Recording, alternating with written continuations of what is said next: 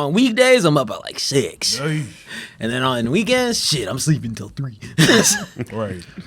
We're just jumping right into the pre-show here, guys. Just trying to see if the mics work. Everything's good. We're gonna probably knock these reviews out, what, 45 minutes each? 40 minutes? That's pretty generous. Demon Slayer good. JoJo good. Yes, it is. Good night, everybody. That's all you got to do. But now, I mean, I'm pretty sure JoJo's will take a little more time because Demon Slayer is, I mean, I guess we're kind of doing the movie and the show, right? So, okay. Yeah, you know what? I thought it would be cool to compare them because I only saw the show. I feel like I missed a couple of things. I probably technically got more, but I don't know. Yeah, you technically got more. If you saw I feel like the Mugen Train arc. Yeah, you're not missing much. I feel like the gut punch you got was harder, though. Oh, yeah. I will still recommend the movie over the actual arc. Sorry, Really? I'm like Popeye over here. Just like, like I'm getting my energy right now. I feel the power. You got that little orange glow, like Bruce That's how the Lee. sheen comes, baby. Popeye theme starts with All my ashiness goes away, everything. Hola, Link Pones Gannon, back from new viewer from Thursday. Yeah, you're back. Hey, what's up? We're actually here for anime stuff. Ooh, spooky. Things that we can only do when Boss Man is gone.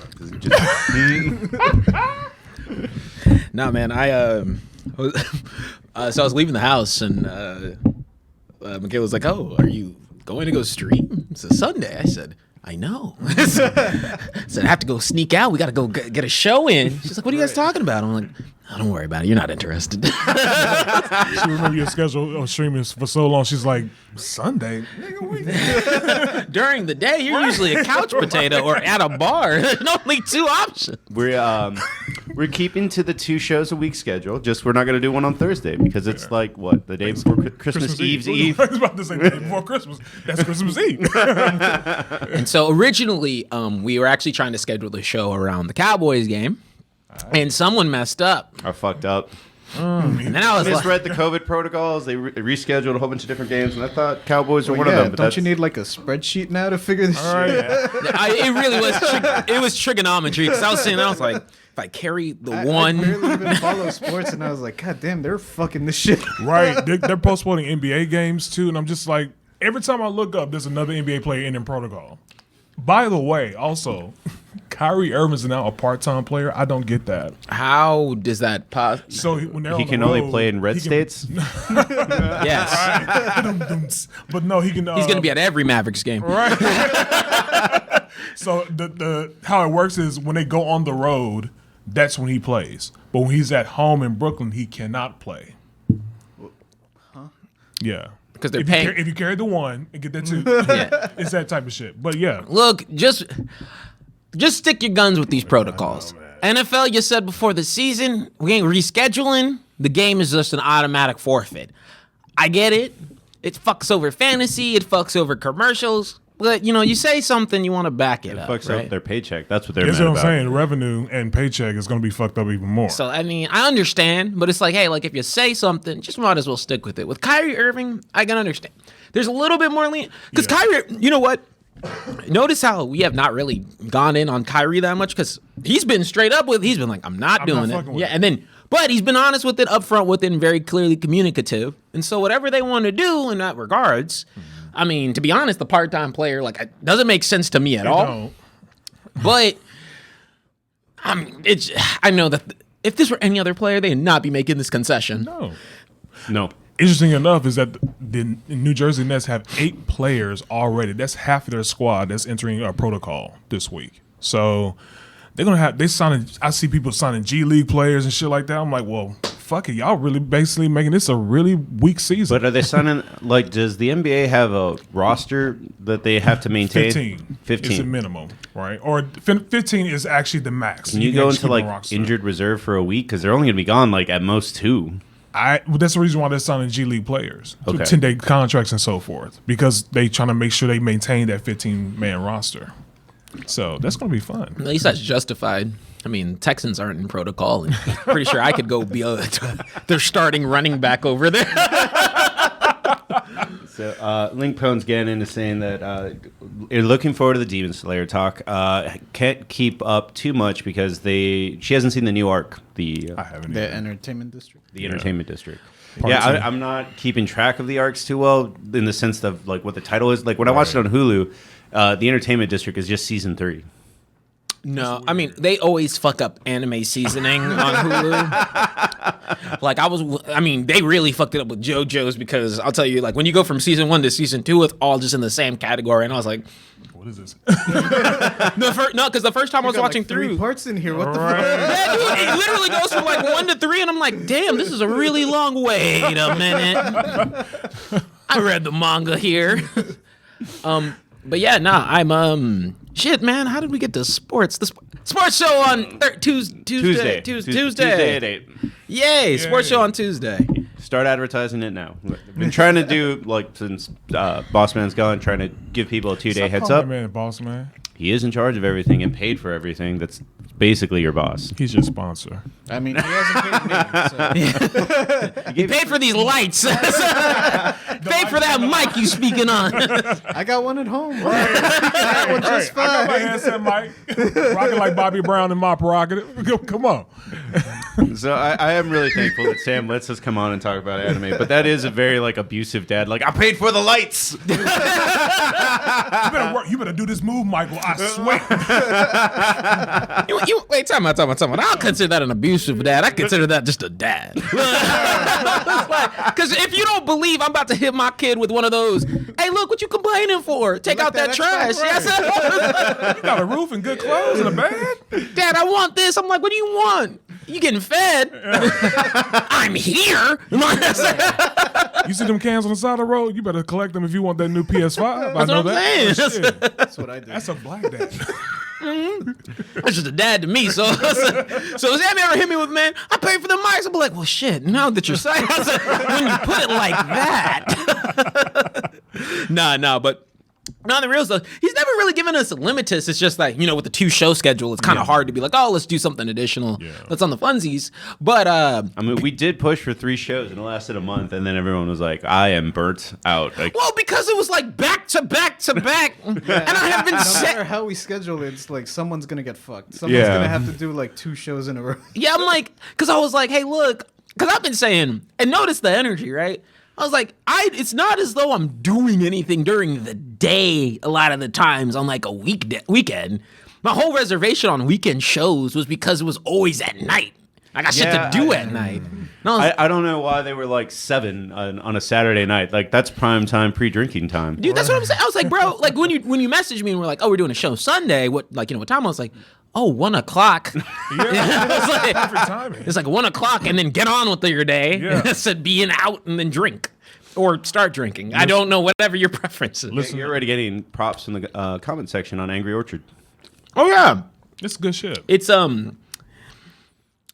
like East Siders in terms of, I think it comes out of my faucets at this point because of how much I drink it. But those, like, you ever have those drinks you just grab and not really thinking about it? Like, so I'm not even really thinking about them, but I appreciate the call out. Like, I always Are you a have cider guy or beer guy? I am a cider person, but I've become a beer person over the last year. Yeah, fair. Because I've like really increased the amount of breweries I've been going to ever since I moved up here. Yeah. And so I'd be There's like 5 down the road. Right. There's a plethora of it. Have you tried the fair weather one that's down the street next to the Yes. airport? Is that pretty good? no. No, I'm kidding. Fairweather's fine. It's just you can't go into there thinking like I think their cider is the most like almost leans wine wise. Yeah, it's Really? heavy. It's very Really? like Oh, heavy. Okay. Heavy and flat. But I mean it's good. So it's it's almost just like different. Similar to Yeah. Not sweet though. Okay. Oh. I would say in defense of Fairweather, they have the best food truck. Of all Oh the food yeah, of trucks. course. Hot Boys. Or Yeah. is it Spicy Boys or something like Spicy that. I've been there Boys? before. Yeah. It's really good. The chicken sandwich was, right? Yeah. Yeah, it's really, really Fuck yeah. tasty. And then actually, I mean, that combination of food trucks is you're like a step away from Fourth Tap's food truck, and that one's fire too. Yeah. Yeah, they loved us when we did the King of the Controller tournament. They Nice. kept trying to give us hats and stuff. They were really sweet. What I was like, man, where's Garbo's? Because they used to be up there a lot at Fort Tap. I think they closed. Garbo's? Yeah. The food truck or the? 'cause they No, actually have I'm a thinking. restaurant. I'm thinking the restaurant closed for sure. They closed? I think it's No, the one they're still on open, off right? the off Where Mopac Opal is. Divine used to be, or Opal Divine is the one that closed. Oh, Yeah. that's what it Yeah, is. yeah. Okay. Because I've been to Garbo's before and got sick. Well, I thought it would be a fun experiment just to start us off, since this is our first. Well, this is technically our second anime episode, but our first anime episode together of many, because we're gonna review Attack on Titan for sure. Son of a bitch. Gonna have to catch up to that. I know. I will admit right now how much Attack on Titan I've seen as an anime. It's always been there, and I'm always like, I'm gonna catch up. Yeah, right. And I just Well, and I now just you have the never- opportunity because this is the final season. So I can tell you right now, I know the mom dies. That tell me, that's like episode 1. Oh, never mind. Not mine. Yeah. I need a refresher. Yeah, that's how I feel. Every time I start it up, I always have to wait long enough. I'm like, what the fuck happened at the start? And I go back. I get it. It's some people's favorite shit. Yeah. And I'm not even saying it's bad or good or anything. I think it's pretty awesome from what I read sometimes. But then I'm like, I gotta keep reading and keep reading and keep rewatching. Right. And I know where it's going. I don't know if you know where it's going, because it takes a weird left turn in like season 3. We're not. I'm in enough Yeah. anime YouTube to know where it's going. This is true. Off the spoilers alone. So I think that's also why I've just taken my sweet time. But before we get into the anime, because I know we're diving in there and I know we've had a pretty good pre-show, let me just give a big shout out to what I've been playing this weekend, what I've streamed like 5 times this weekend. DNF Duel, the beta is out there. Game has been fantastic. What is your Go play it, please. DNF Duel. While the beta's live, it ends tomorrow morning. They announced the release trailer for next week. Not next week, next year in summertime. And when I say that game has been just a blast to play. All my favorite flavors of anime and fighting combined. Nice. It's the only Like Arcane. the only Yeah, basically. It's one of those few rare instances, and this is kind of universal consideration. All the characters look cool. And everybody's like, we don't know who to play because everybody looks really cool. They do a good job in the game. So if you have time, check it out. Go support. Go like some of their shit on YouTube's. The beta's on PS4 and PS5, and I got a PS5 for Christmas. So Damn it, I got a PC. I think it works for PC. Do it? no, It's a beta. it's a beta. Fucking It's on PlayStation. Power to the players, right? Is that PlayStation's thing? Play has no limits. Play has no limits. Whack. power That's to the the place. PS5 thing. Power to the players is GameStop. Damn. They don't power players at all. At all. Well, I thought it would just be a fun experiment to be like, what's the first anime you ever latched onto a lot? Like, it happens a lot more with comic characters, but I still think that everyone latches onto one anime. Like, for mine, it was Outlaw Star. That was what I was like, I'm in. What do you mean by latch on in terms of That like? got you hooked into anime.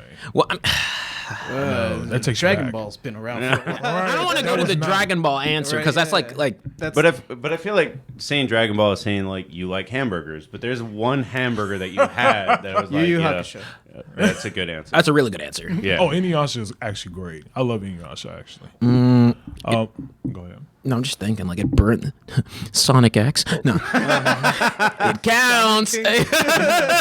No, I was a hair away from saying Gundam Wing, but it didn't. Yeah, The like- problem with Gundam Wing is I've rewatched it, and it's I think when I was acknowledging anime as being like, because to me, I think when you really start to latch onto anime is whenever you acknowledge anime being anime. Because I don't think Dragon Ball Z was presented in like an anime way, No, it wasn't. right? Like No. it was especially not in Mexico. It's just like, oh, this is on. It's just a show, which is awesome. I think that's why it's got universally accepted. But like when you take that extra step forward, I think it was honestly just from like a childhood perspective, it'd have to be Naruto because that was also in the same block, and like I think that was the one that really got kicked up. But when I go back to the Adult Swim block that I would not miss, it'd have to be like that period where like. So I'm gonna say like a couple anime names, but like it's like the period where like Eureka 7, Code Geass, and then Bleach for sure. Like those 3 names. Doing the final arc. Yes, Yeah. and that trailer looked heat. Oh, wait. As much as I've been like, man, I want to watch Bleach, I've never watched Bleached. Bleach.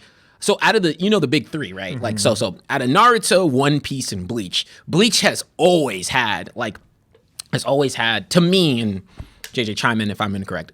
I think design-wise, like Best character. like they have the best character designs. From an anime perspective, I think that they have the best like animation just going through. Really? Like because not One Piece. One Piece has been around so long. Somebody's like, you can. I think it was JJ that said you can watch first two seasons, drop off, come back, and it'll be the same shit all over again. I'm like, it sounds pretty whack. No, One Piece do is that. One Piece is great. It's my favorite, but it's a. It debuted before HD was standard. Oy. So like it takes like you'll go back and watch but I even think from like time period wise, like from like start to finish, I think Bleach like aesthetically is usually presented the best. I think it's just always had the most consistent budget. Okay. And then I would say that music. No, it's not even a contest. Bleach's soundtrack is fire. The Arrancar stuff with the Spanish bro, like an anime brought in primarily Spanish guitars, like for an entire arc. Like that's dope. And then I think they're probably going to do the same for the German themed things they're going to be doing in the last arc here too. Ooh. So yeah, Bleach is awesome. I'm like looking up how many seasons like Bleach, and I'm like, 17 seasons? Oh shit. It's the shortest one actually. It's Yeah. really? Out of Naruto, One Piece, which is still going. Right. On 1,000 episode, they celebrate the 1,000 episode. I'm like, 1,000? Yeah. Oh, okay. Oh yeah, it would be the shortest. Bleach. I mean, Naruto had 1,000 episodes in there or something. No, it's One Piece at 1,000 episodes. One Piece is at 1,004. Now.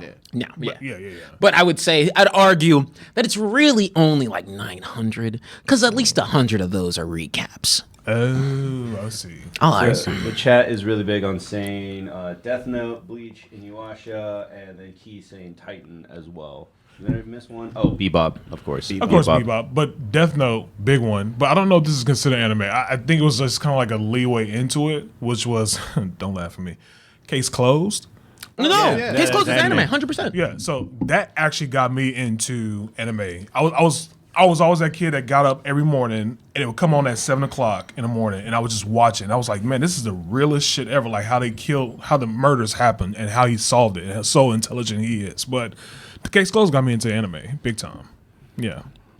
Nah, dude. it's one and of those actually, that's bullshit. Time out, because Case Closed has a fuck ton of episodes. Fun fact. They do, but But it's like X-Files episodes. Like it's like Yeah. one-offs. You can chime in whenever. Yeah. The older version, or not the older version, but the newer episodes now, they're a lot more watered down, and it's like I can't really get into it compared to how it was when it's the older episodes. But they're planning on making a spinoff, 2 shows or spinoffs for Netflix, and I was like, okay, I'm intrigued about that, but I haven't watched anything past I think 500 episodes of Case Closed because it just got really watered down at that point.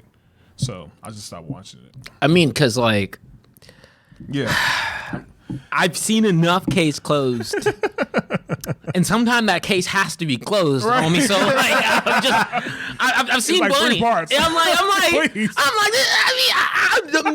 there's an underlying mystery here that y'all need to solve. Right. I was like, y'all still haven't figured that out? Okay. Whatever. We on part 3 is like, y'all still trying to figure this out? We know who it is. God damn it.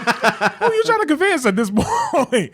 I'm like, come on. At this particular point, he needs to get back to his adult body at some point. But I guess that just ruins the purpose Gimmick, of the show. I guess. Or yeah. I mean, it's why. Hey, look, that was back in the age where you had to have a kid character in order for the show to be like One Piece. Actually managed to avoid that, but for everybody else, like, it's why Kid Goku was a thing. It's why then Kid Gohan was a thing. And that's why Goten was a thing. And that nigga didn't even get characterization. So he's like, that's carbon copy Goku. But they did a little bit better, right? But like, yeah, so Case Closed. I think is so tied to the whole kid aspect because what is it? The central cast is the people's dynamic as kids. Yeah, it's as similar as the time I was reincarnated as slime and all that stuff. It's like that central kid type mentality. But also, I'm surprised nobody, or I would ask this question: is One Punch in anybody's top 10? One Punch Man, the manga or the anime? The anime. The first season would have been, but the second season kind of flipped the ball on that one. I really like the first season, and the second season is just okay. Yeah, Because I it agree. just you can kind of see the story threads a little bit. Yeah. And also the issue with season 2 is by that time Mob Psycho came out, and it's all the elements I still have of yet to see that. And Jujutsu Kaisen. It's all the elements. What? Sorry. JJ, you have? Oh man. But he recommends everything to me, and I was like, Jujutsu Kaisen. He was like, yeah, I've seen that. Is it good? I was like, yeah, watch it. I was like, okay, I'll add it to my queue. I know it's on like HBO Max, right? Yeah. Yeah. So I'll watch it on HBO Max. Bro, I gotta. JJK it is fire. That's as someone who's reading the manga now. That's one of my few ones where I'm like, damn, they have not stopped being Fuego. I love the arc they're at right now. So there's only one season, but they got a movie coming out like Jujutsu Kaisen 0, I think. Yeah, actually, you know what? We can start off the show with that trailer. Yeah, sure. Sweet. I'm gonna hit the intro, and we'll go from there. Bebop.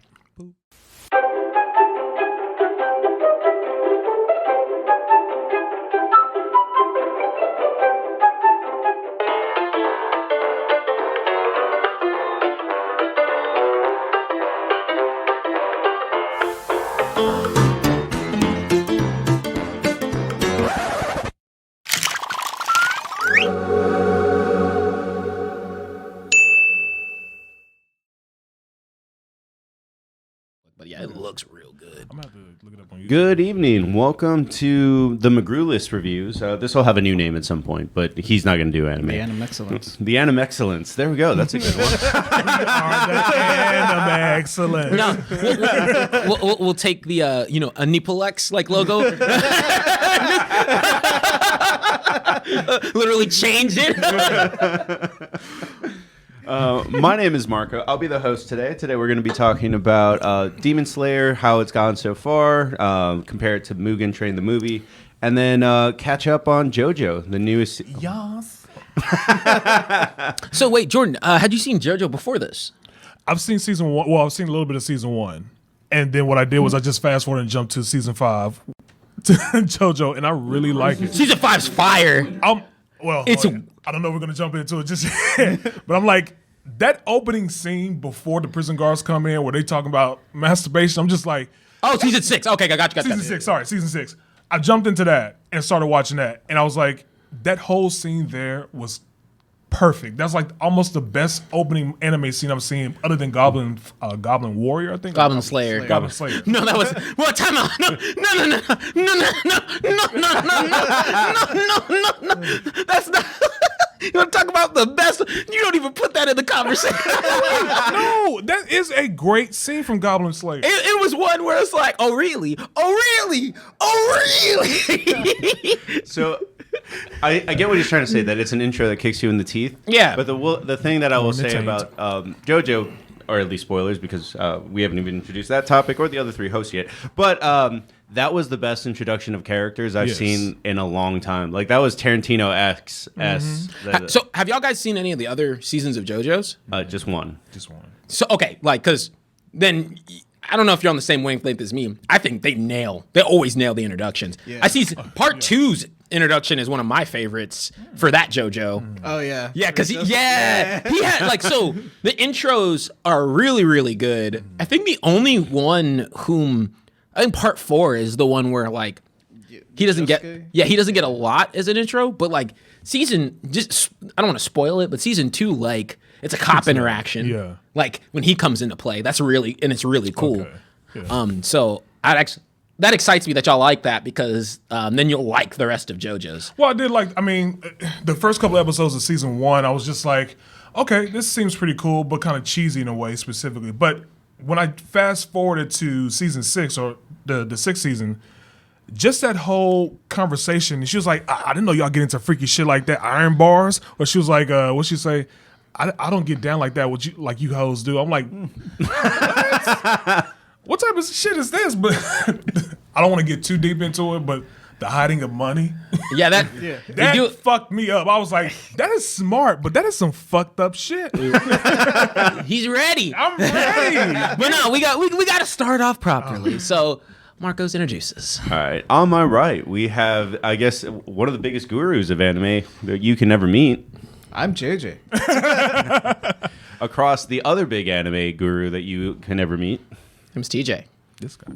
I like anime so much. Go ahead.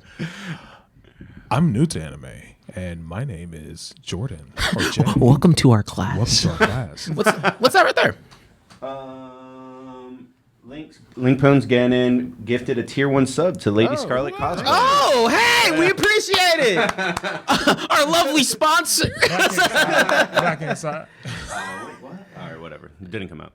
No, hey, I don't need that annoying ass. Hey, thank you so much. We always appreciate the support. Not required, but always welcome. You know, I have to appreciate real quick, you know, being a new guy here in the school of the cool kids clique. It's kind of like Mean Girls.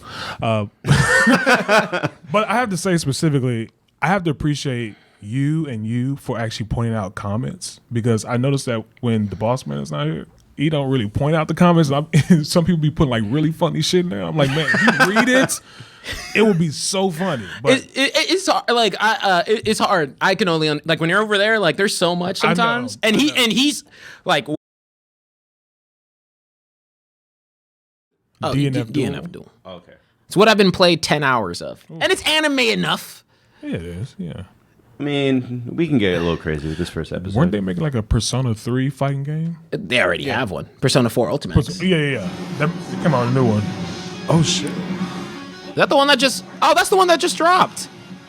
So it'll be new for you too. Oh no, I've seen it.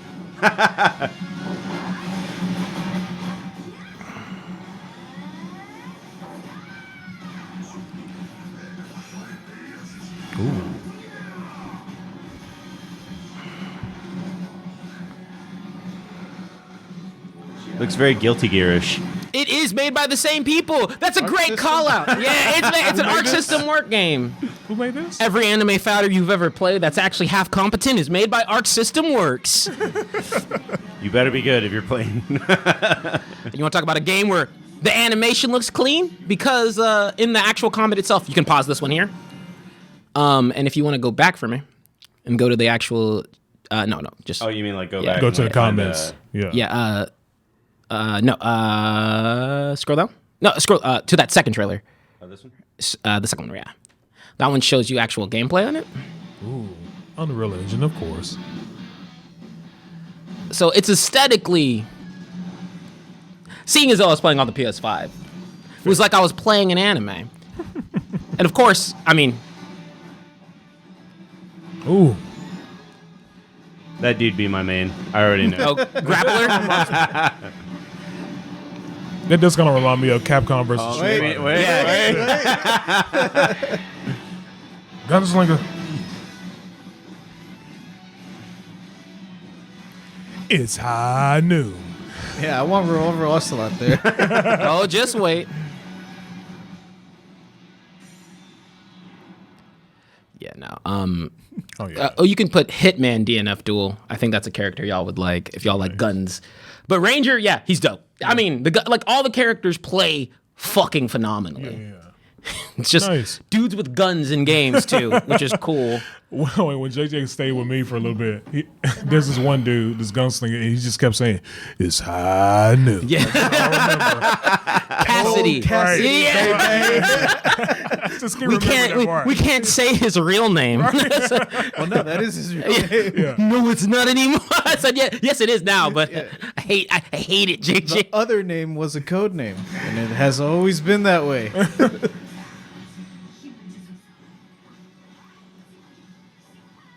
But not like They already got new players dropping. Like I thought this was still a beta. it's still a beta. They announced 10 characters in 2 weeks and said, "Here's a beta." That's exactly what they did.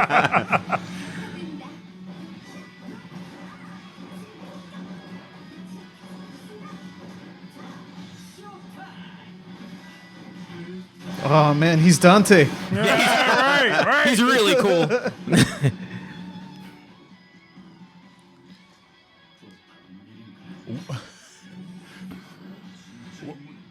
Oh, What's the guy from Tekken, the really old guy? I'm like, is that supposed to be That's this also one? Dante too. They have a lot of Dantes, and you have.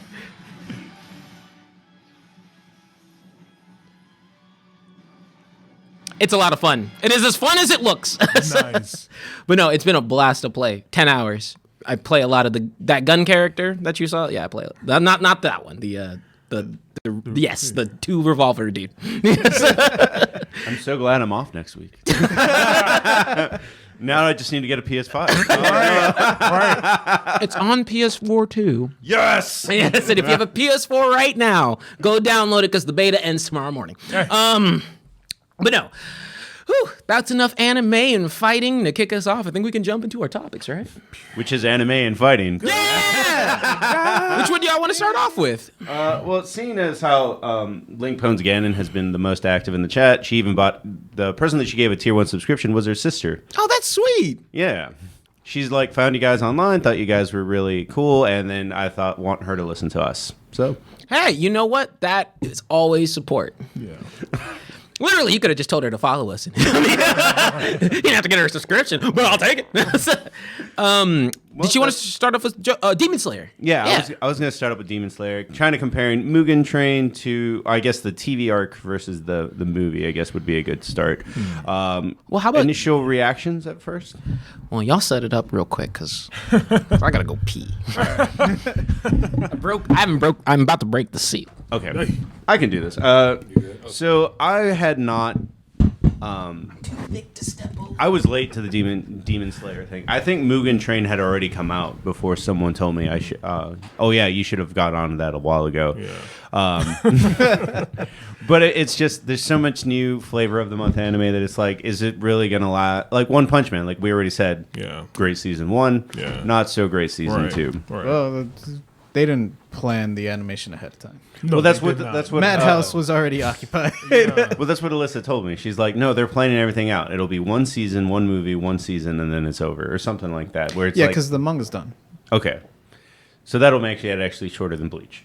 But no, either way, I was like, you need to get on it. So I did get on it. COVID, I had a lot more free time, and at first I thought Tanjiro was kind of annoying.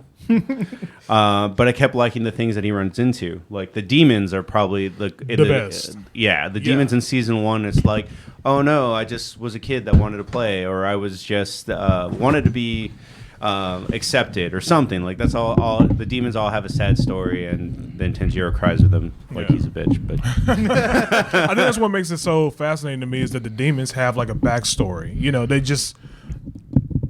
You have to hate them because, of course, they're trying to kill them, of course, or kill people. But they have a backstory once they're dying, in the process of dying. You learn about their backstory. And I'm just like, I want to fucking hate you, but I feel sorry for you right now. I mean, they're still eating people and shit. So. Yeah. Yeah, no, I'm They're still just cool with eating killing people in hell, right? I will, I'll even admit it myself. I remember I watched the first episode of Demon Slayer when it first appeared. Mm-hmm.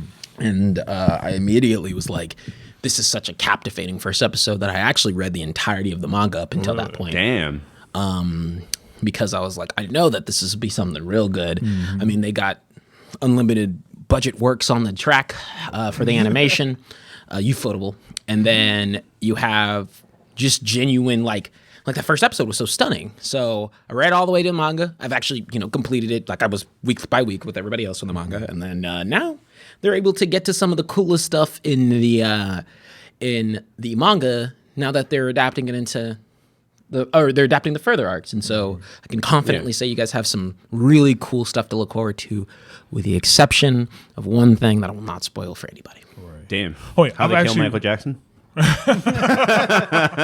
I've actually read 2 mangas in my life: The Chainsaw Man and Demon Slayer. And Demon Slayer has like 250, if I'm not mistaken. Yeah, so I read that. Once I watched that first episode, I was like, I'm reading this fucking manga at this point because I want to be able to see what goes on specifically. I hate spoiling things for myself, but I tend to do it anyway. But those are the only main 2 mangas I actually read in my whole entire life. Well, I mean, are you excited for Chainsaw Man's anime coming out? Fuck yeah. Because the people who do JJKs. Yeah, Mappa. Yeah. They're doing this. Yeah, They're doing Chainsaw Man, Yeah, so- they're busy right now. So that animation you've seen is what's applying to there. Yeah. That's why I was pointing at Mappa. I was like, I already knew that already. Yeah. So, but yeah, Chainsaw Man, I'm so happy about that. Also, you finished Demon Slayer's manga.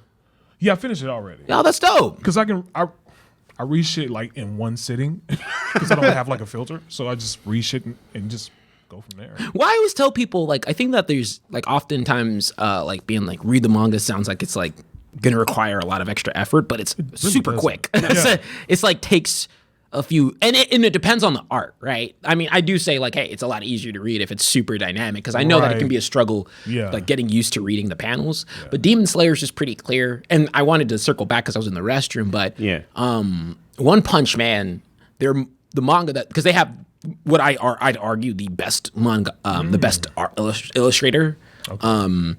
He's Murata. He has a really dope Spider-Man poster. If you've never seen it, it's like the coolest thing ever. I'll show it for y'all. But yeah, so in the manga, like knowing where it's at now, right? I would still want there to be season 3 because I think the story of season 2 didn't properly lay itself out. Like, I'm so interested in the characters in season 2. It was just okay to me. It wasn't. Yeah, no. That's what I was saying. Like the animation is what takes it to the next level, and the only way to really breathe life into Murata's designs, like, are some of those aspects, right? So, but yeah, no, like I'm glad we're on the same page there because I mean I literally like they kicked off the gate. So here for season 2. Yeah, y'all fucked up. I hate that Dragon Ball Super bullshit. If it's in a movie that is literally the most highest grossing movie in Japan, we have seen it. Or the niggas who haven't seen it, tell them to go watch your movie. Yeah, so I was watching it through Funimation, and I was like, I'll just rewatch the arc because like it's there, and I kind of feel like watching Mugen Train again. So I rewatched it, and then I watched the new episodes, right? The entertainment district where it actually kicks off. And then Funimation's like, all right, next up is the movie. Wait, I could have just watched the fucking movie again? God damn it. 2 things real quick. On a little early tonight. So we're making up for time that we're not going to be doing a show Thursday because of Christmas. Second thing that we're learning while doing the show is people don't mind working Sunday afternoons. Probably going to go get a burger after this. So, yeah. Second thing for MXavier91. Yes, this is a new show. We're going to be talking about anime once in a while. This is the Animexcellence, as JJ dubbed it. We are the Animexcellence. Don't call it a dub. Which is something else I want to talk about, too. What? So, I think somebody pointed out in the chat, our normal chat, I think it was Key or Edward. Somebody pointed out where the dialogue, the English dub, doesn't match the subtitles. And I'm like, but the subtitles dialogue is so much better than the English dub subtitles, in my opinion. I'm like, especially with JoJo. Like, I would rather for them to actually stick with the subtitles there. Well, they actually stick with the mouth movement. I get it, but it just seems so much better to me, the dialogue is. Yeah, the original dialogue? Yeah, I could see that. Yeah. It's well, I mean, JoJo also kind of has the handicap of not getting the music licenses cleared. Right. So Black Sabbath, no, we can't call that stand-up. So one thing about JoJo's, I don't know if that's been ripped off for you just yet, but they're so musically inclined that you know that. Yeah. So like whenever you're going through, right, like them subtitles are rough. Because if you listen to the Japanese version, like if you're reading the sub, like if you're watching the sub, and because you should not be watching the dub. Don't judge me. Stop it. JoJo's one I'll forgive. What's up? JoJo's one that I'll allow the dub on. Occasionally. Am I the only one to do that? Just watch the dub? No, I mostly watch dubs, to be honest with you. I don't like reading and doing like that. It's just something that throws me off. The reason why and maybe it's maybe it's a little bit of bias, but the reason why I say sometimes I don't like the dub, they've gotten better about it over the years, but it's a real struggle occasionally to translate the true meanings of stuff. And the subtitles usually do it better than the dub does because of mouth movements. Version. Yeah, it's like one really big example is Kaguya-sama is Love, or Love is War, which is a great the dub does a fantastic job. But some of the jokes have to be switched because of that. You can take these dubs from my cold dead hands. No, I mean there's some shows that I'm like, I will always say Bebop, Bleach. Bleach's dub is phenomenal. More recently, none. Stop it. Bakano also has a really good dub. Who? Bakani. Oh yeah, you're right. Ooh, actually, no, you're really right. I was like, because I was like, that's a really good one. And so I think dubbing becomes a lot I don't have the hate stick toast dub. I just usually I'm like you like the original form of itself. Yeah, because I'm like it always throws me off because I know they don't sync up the mouth movements too. Now there's now that doesn't mean that dub doesn't have like Great Pretender. You should only watch in dub. Like if you haven't seen Great Pretender, like that's a I don't understand why you'd watch it in the other versions because they do a great job in that one. But mainline franchises usually get it the worst. So like One Piece, please don't do it. Please, for me, don't watch it in dub. I'll cry myself. You will see a grown man cry. But yeah, sorry, go into it. That was the Spider-Man poster I was. Nice. So I'm gonna start off. We don't go through plots anymore. That's done. But I didn't want to in the first place. Well, stop it. Continue. all I was gonna say about episode 1 is that you get the cool fire guy intro that I don't. JJ said it doesn't happen in the movie. It doesn't. It doesn't. No. That entire episode. Yeah. Right. That's Right.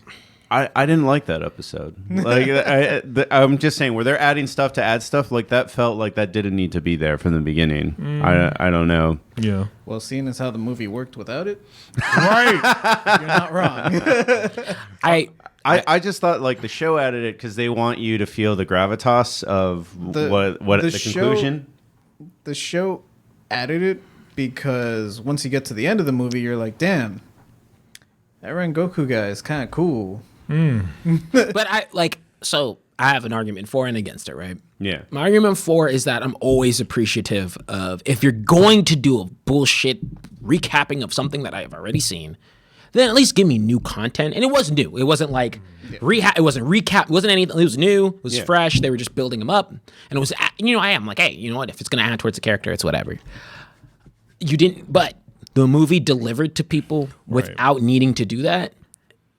And I don't think you need to hammer it home anymore. Right. So it's a tough place to be, right? Yeah. Whereas I'm like, I appreciate that you're at least trying to breathe some additional new energy into it.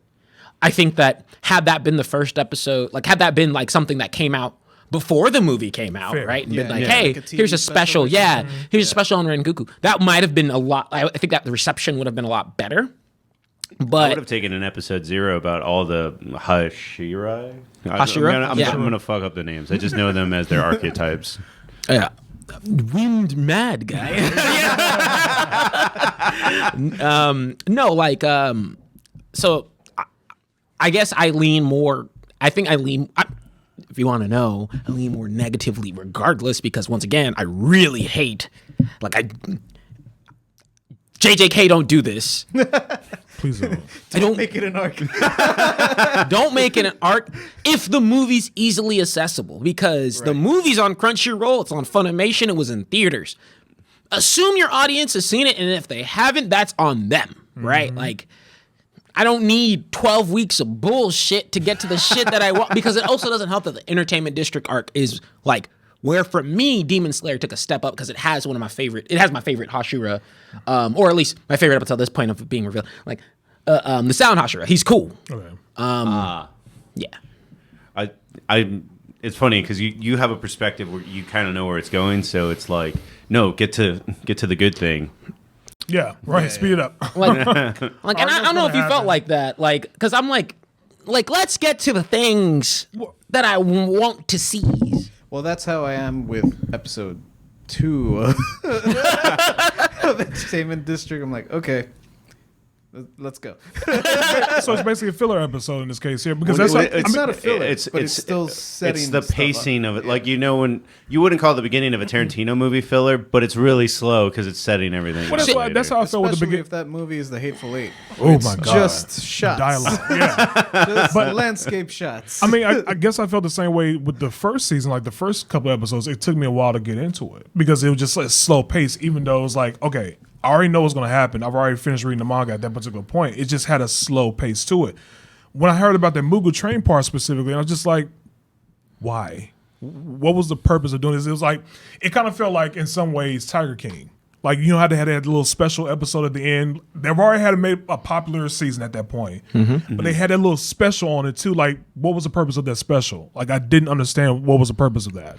No. If that makes any sense. No, it makes perfect sense, because so the reason why it's almost like They were trying to cash in on the coattails of their own product, basically. I think I get really frustrated with it because I know I like the Entertainment District arc so much that you've already kicked off with like Right. 12 weeks of slowness, and it does, and and like how you're feeling, I think it's really ramped up because it's been like, cool.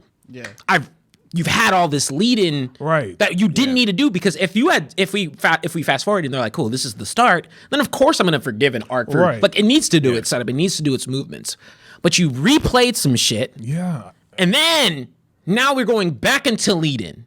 And it's like, it's not a great taste. But I promise you it kicks up. I can guarantee it. I felt like when it comes to what you're saying about the city right now, they're just showing off how pretty they can make things. Right. Like, that I do like the scenery and art in that first couple of episodes a lot. Yeah. Of Entertainment District? Yes. Oh, okay. I know we're talking about both, so I'm just making sure. I mean, we can recap the rest of it real. I'm glad that Inosuke got some shine. That's the character that I fell for. Like when I was like, all right, that's where I'm in now. For In general, Demon Slayer. yeah, so Mugen Train.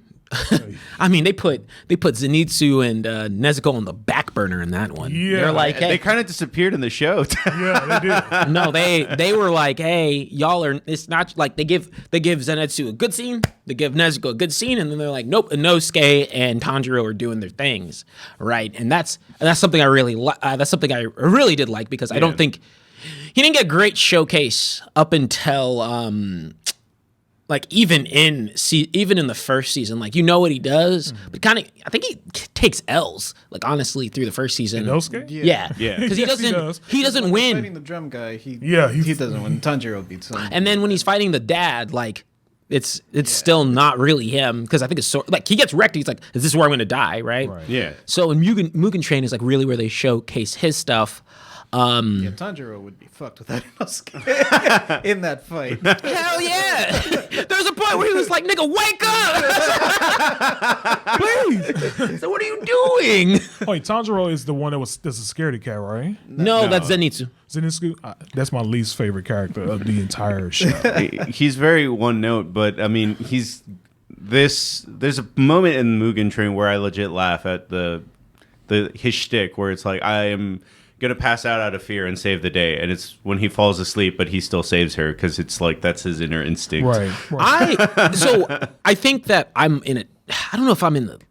I think I'm maybe in the minority here, but I've never really been bugged by Zenitsu in the show. No, yeah. Because there. when I'm reading, first of all, I've read it all, and I think they play it up in the show a bunch, Right. Which is also like, I think that's my biggest issue.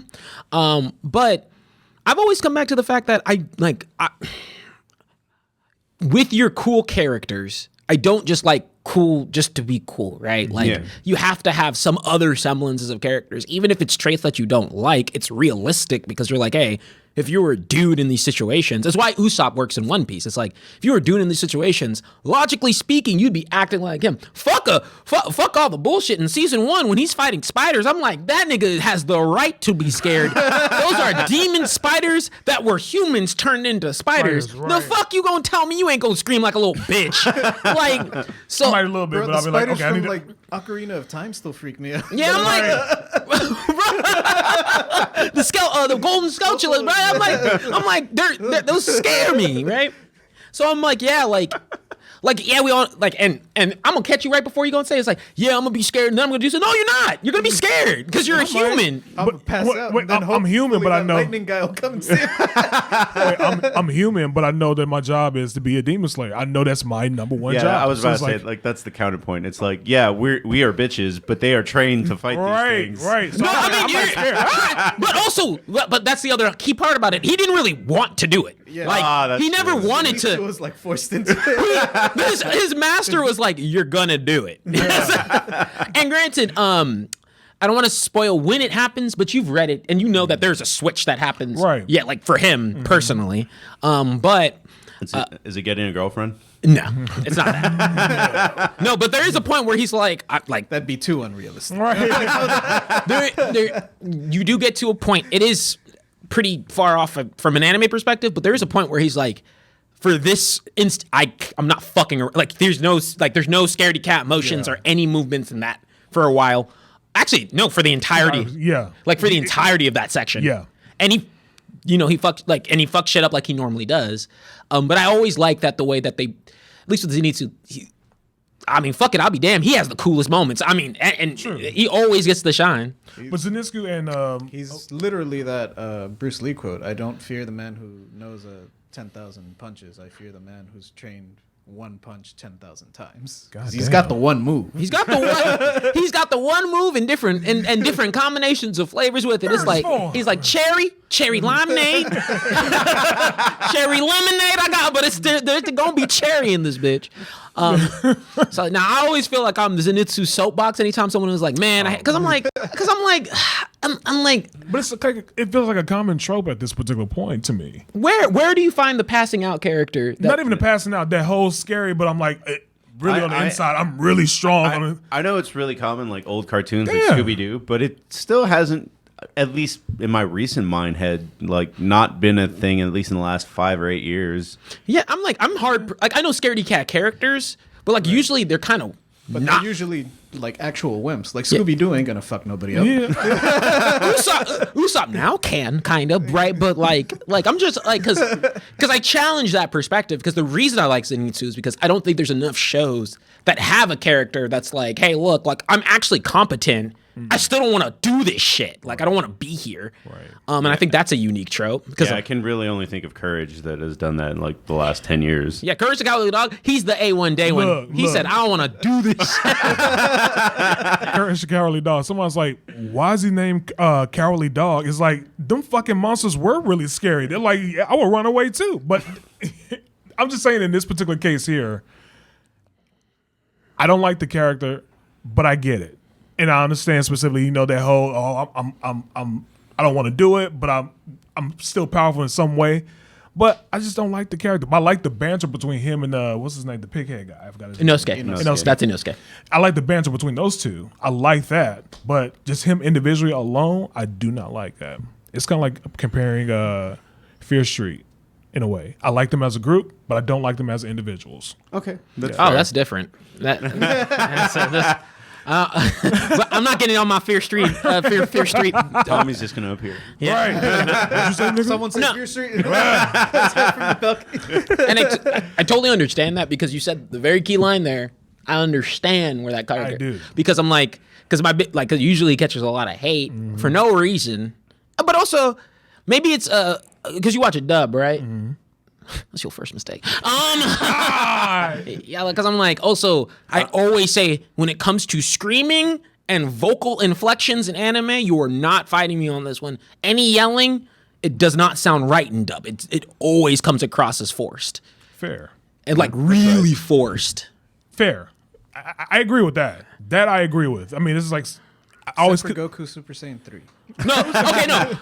Dragon Ball Z nails yelling. He legit passed out. But like I will, like, it gets under my skin sometimes when I'm hearing like dub, like I will fight for your life. Like I'm like, I don't want that. Like just put it in Japanese, and like it's something. Maybe it's because it's like even though I do understand to an extent what they're saying a lot of the times, like it's just it comes off more fluid. And Zenitsu is always screaming, and it's still tough. It's still tough in sub, so I can't imagine what it's like in dub, which I haven't heard that much of. But more to I didn't have a choice but to watch this in sub. Like even if I wanted to, I don't think that there's a dub for season 2 yet. I don't think so. No, it's not. Not for 2. That probably won't come out until like 2023. Dub version. But in terms of like overall enjoyment thus far, just trying to strip away, because I know we harped on them repeating and like things of that nature. Mugen Train, I was. It moves fast. It moves quick. It moves so fast. No, that's why they made it a movie, because in the manga, that shit was like quick, real quick, like really quick. And I like the pacing of it. I like an arc that is like, hey, we're getting to the point. It's why I don't like the TV version too much, because they're stalling out shit to avoid getting to the point. I don't like that. They wanted to hit an episode number before they got to... Yeah. So you had to pace it out to match that. I think but in terms of and I'm going to try and jump back and forth, and then like, because I know that you have single opinion on just the show, right? Mm-hmm. The movie itself was awesome. Phenomenal. It was really good, really well done. Genuinely speaking, from I a kept joking while we were doing movie reviews. I saw Demon Slayer. Like, No, I mean I was with you. I was like, yeah, I saw Demon. Like it's like, worth we can it. Talk It's- about that. I literally saw it in the You theater guys because can I didn't talk want to about watch Fear it Street, on and like I'll just be Crunchy. in my little corner, like, yeah. So Demon Slayer was good. Well, that was like I don't know what was up this summer. I feel like we were struggling for reviews. Like we ended up canceling that show for a little bit, and then Marvel came back. So that brought. I think that's probably they kept pushing back Black Widow. Right. Just like they did Fast and the Furious. They kept pushing that shit back. More and so and then more. it just kind of got caught up in the weeds. Yeah, pretty much. But I mean, I don't. I would need to look at a calendar or something. But I'm down to review a movie. I don't know. Is Weathering with You having a third type movie? I mean, there's another movie. What is it? Howl's Moving Castle. They're making another movie. Bell. Bell. Why y'all was beating actually around the awesome. bush here? Didn't I just show y'all a trailer for a movie? Go watch that first season and come back to me so we can watch that movie. I do that. I will do that Tuesday. Yeah. I know we're not gonna have a show, but I'll do that Tuesday. I have Well, to watch when does the movie? movie come out? So the movie comes out in Japan on the 24th, so it's probably going to come out sometime like early next year. So hey, might as well January. Might as well start the JJK for. It's the easiest watch you'll have, I promise. Probably February. Yeah. Because I think the Broly to America, that was a little. I think they pressed that up though. Broly, yeah. Broly was January because I saw it in San Antonio. Broly was January. I don't know when it released in Japan though. Oh, I don't know that. Because Yeah. what was it? Demon Slayer came out like a year-ish before. There was a long gap between movie drop in Japan and movie drop in US, but also COVID. I was about to say like. Yeah. Also COVID. Also Viz does the dubbing for that one, so they were trying to get the dubbing done to push them both out simultaneously. Funimation handles JJK. Broly's. So I don't know who handles JJK. I think it's JJK's. I think no, actually it. I don't know, I don't know who does the dub for it. Like, to be honest with you. but I don't need there to be a dub for JJK. Just drop the movie Right. for me, please. But in order to market it, because Funimation does do like all the theater deals. In order to market it, they still need the dub to like push them both out simultaneously. Especially in the US front, I understand that. Plebs won't watch it without a dub. But no, there's plenty of anime movies out there that we should definitely, consider checking out. I mean, as football season winds down, we're gonna need more shows. we need more time to fill the slot. So keep on shooting us over recommendations, and if anything's news coming out, let us know too. Coming back on Demon Slayer real quick though, like in terms of once again, minority opinion here, but actually I know you share this one. Like, look, I get it. He's a cool design, all that kind of stuff. In the manga, I didn't shed a single blink of a tear for the dude. And in the movie, I didn't feel nothing emotional attached to this dude either. Maybe I'm jaded. His fight scene was dope as shit, though. Shit was worth every second. I didn't cry at the end. I felt some sort of tinkle of like, twinkle of like, So of emotion. he dies. Spoilers at this point. Look, they made me watch a movie and the TV show. If you get spoiled, fuck you. I don't give It's a been fuck. months since it was released, so It's been a hot watch minute. that shit. Because in the show, they try to sell you on him. Like, they have that episode where it's like, this is how heroic he is. And then they fight the train, and then this other dude shows up, and he just kind of jumps in and fights him. And it's like, is that what happens in the movie? Like, you feel sad for this dude that you spent like 5 minutes with? Right. But I actually, so the reason why, so that's why I said you had a really key point there. He tried to sell you on him in the show. Yeah. You don't need to do that. Right. People felt the way they felt from the movie just because it was effective in that mechanism too. Right. Where it's like, hey, you got this dude. He's a really good dude. You see that he's got some power to him. He's And honorable it all was that something stuff, that yeah. bugged me. It's something that kind of bugged me in the manga too, where like they beat this train and then out of fucking nowhere, got this other nigga come in. Hey, I'm here. I gotta fuck y'all up right quick. Like, why? I don't get it. So I didn't feel much when he died because I was just kind of like, this is kind of what you do, bro. But it's Yeah. just like it was the Inosuke take of like everything dies. Like, I know that's his mindset because he's from the woods or whatever. But the part that kind of like made me feel something was when all the other high level dudes are like, oh fuck, he died. Like we can't really fight these high level demons. Yeah. Yeah, they got real scared. I was like, who the fuck are you? Like, do you realize what your job is? Goddamn, at this point, yeah. No, but I mean that's like a good. I could understand being scared because you're like, this dude was really strong. He was. So if he's our peer, and like we're in the same tier, and he's getting knocked out, like, man, y'all are really about this. This is your job. Like it ain't like it's still soldiers going out to war basically, and you're like, okay, like yeah, you signed up for it, but also you could still feel something, and you could feel scared at times. They're not backing down. None of the Hashira But are. he didn't feel anything. He was like, it's cool that I'm about to die, dude. Just tell my dad I loved him. And then his dad beats the shit out of Tanjiro. He was like, hey, go see my dad. He gets there, he's like, man, fuck you. You let this nigga die? Because he was weak. And so are you. Nigga, that book you looking for, I ripped it up. Whatever you looking for, ain't here. Get the fuck off my lawn. Nah, dude. Jeez. But I'm like, but I think that's a real human element to be like, yeah, like it's not, it's like just a moment where you're broken in your resolve. Are they still gonna fight? Like, I mean, you've read it, you know that none of them are like that, but like, you're like, Yeah. But in some ways, you are making an argument what I made about Zaziski, or whatever his name is, or the Z, in regards to, hey, I'm weak, but I have a job to do specifically. And it's the same thing as K here. We're scared, but we know we have a job to do to kill these demons at the end of the day. experience gap. I get that. Yeah, I get that. But we don't necessarily know how far along the experience Odu has, though. That's true. Oh, wait. Time out. No. The scare guy. We don't know how far along his experience is. When Oh, he's brand new. Yeah. But how far along, though? He started the same as Tanjiro. Same day? Yeah. Same day as Tanjiro. They Oh, I both thought he got was their actually swords a the little same bit day. far along. No, they're all from the same. Oh, but even with the experience, They're all from they the know. same orientation class. That's why I'm like, with We got the same hiring date and everything. yeah. They got the exact same freshman hoodie on. You don't see like they share the same college shirt. How you know they send same color, baby? Class of 2013, all the green shirts, dog. It ain't no. So that's why I'm like with the Hashira, like. So that's where my justification's a little bit different, because had one of the Hashira been like, oh no, I'm free, like I wouldn't buy it nearly as much as someone who started a month ago and is expected to just turn up like that. You have different. You don't fought about 4 demons at that point. You better not be scared of this one. Because I'm like, even if you compare him to his, I don't even need to do this. Even if you compare it to his peers, like motherfucker, Tanjiro had his entire family murdered in front of him. Yeah. If that don't tough your soul up, I don't know what will. Inosuke was raised in the motherfucking woods. He was in a life or death situation his entire life. So this was just a kid who was forced life I into had to this fight.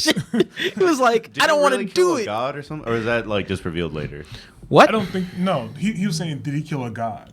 Who? No, Inosuke. I mean, he just said it. I don't know if it was true, but he was like, "Oh, I killed a god. That's why." I don't think when it's I wear this revealed. boar mask, that's why it can't control me. Oh, you but mean really? It's just like Inosuke? Yeah.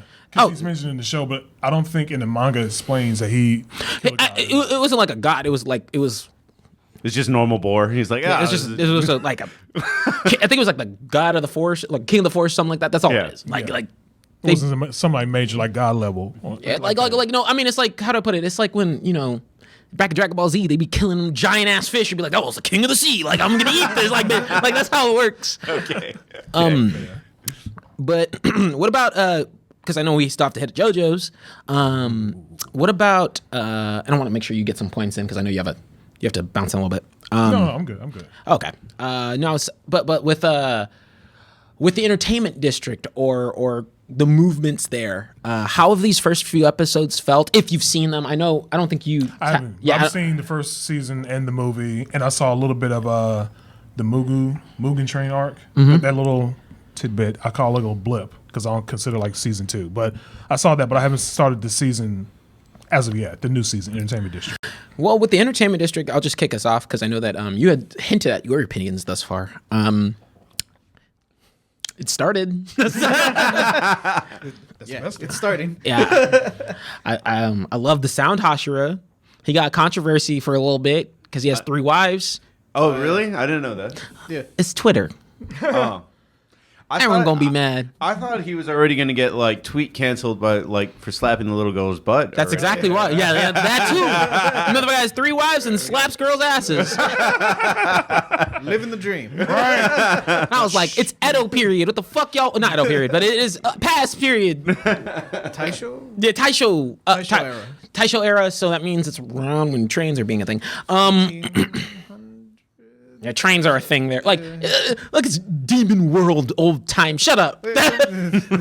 Isekai. The budget's there. It looks pretty. It looks really cool. They're flexing their muscles as per usual, which makes me feel great.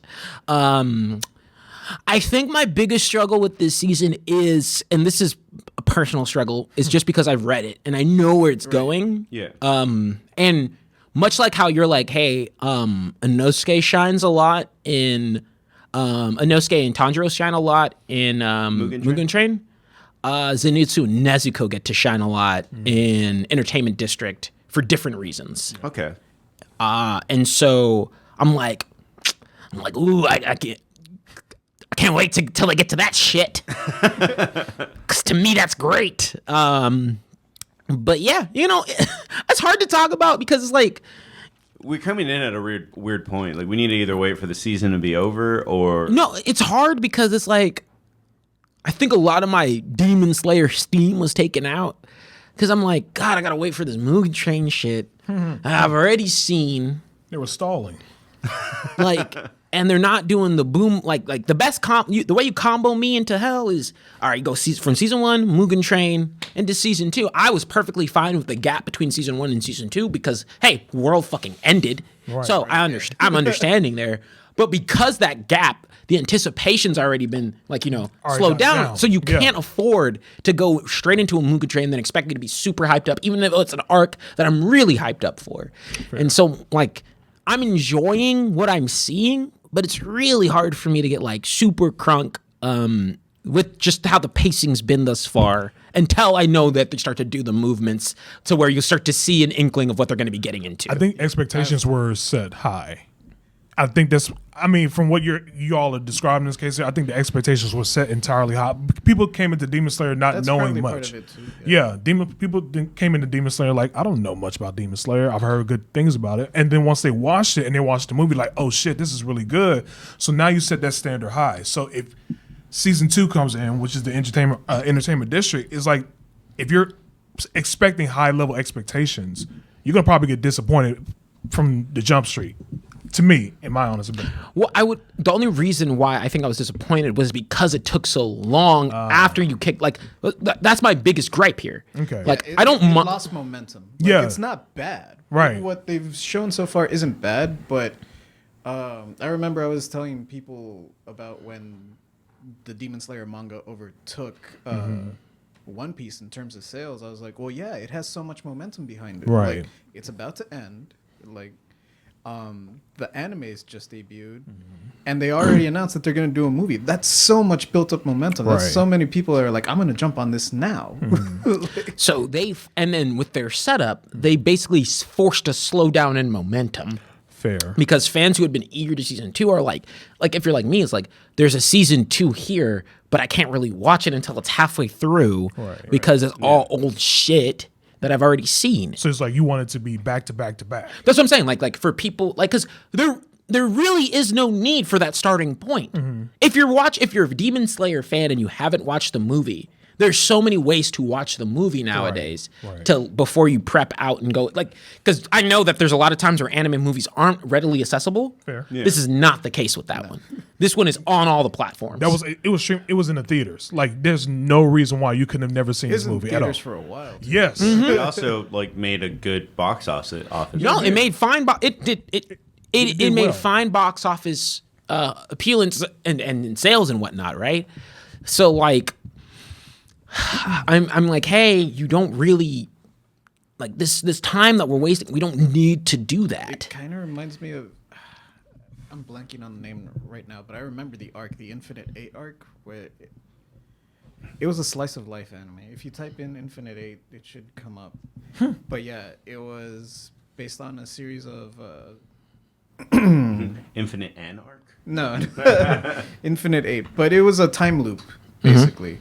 So the characters were all stuck in a time loop, and it wasn't a book, it wasn't a manga, but it was like a novel. Endless Eight? In the light novel, Endless Eight. There it was. Yeah. In the novel, it's just like the first chapter, and then they move on. They figure out how to break the loop, but in the anime, they literally just redid 8 episodes. They aired 8 episodes that were essentially the same episode with little minor differences until they broke the time loop, and then episode 9 was proper season 3 or season 2 of. And see, it's like, And after that, yeah, you don't hear about whatever anime this was anymore. Like Endless Eight. that's the arc, but it's Fuck. what's the anime?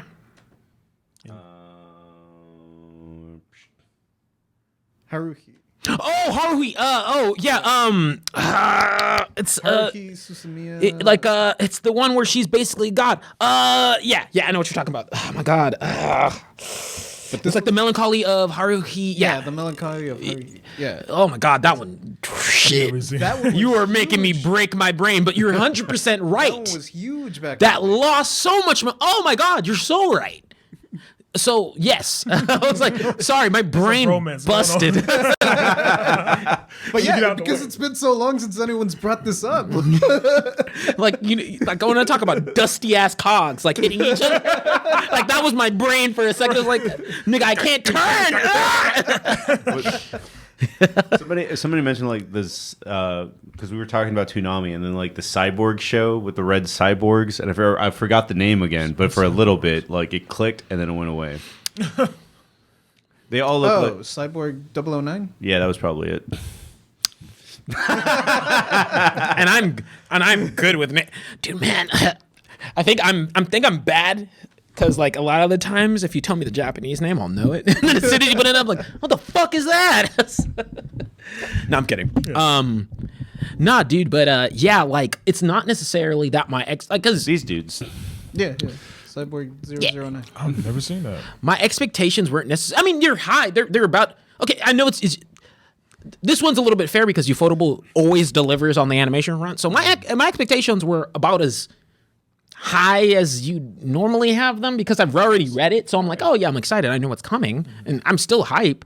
It's just that coming in when you hear there's a new season and even whenever, like, let's say someone comes into this and yeah, they watched the movie, they watched season 1 and they didn't know, like they didn't hear anything on season 2.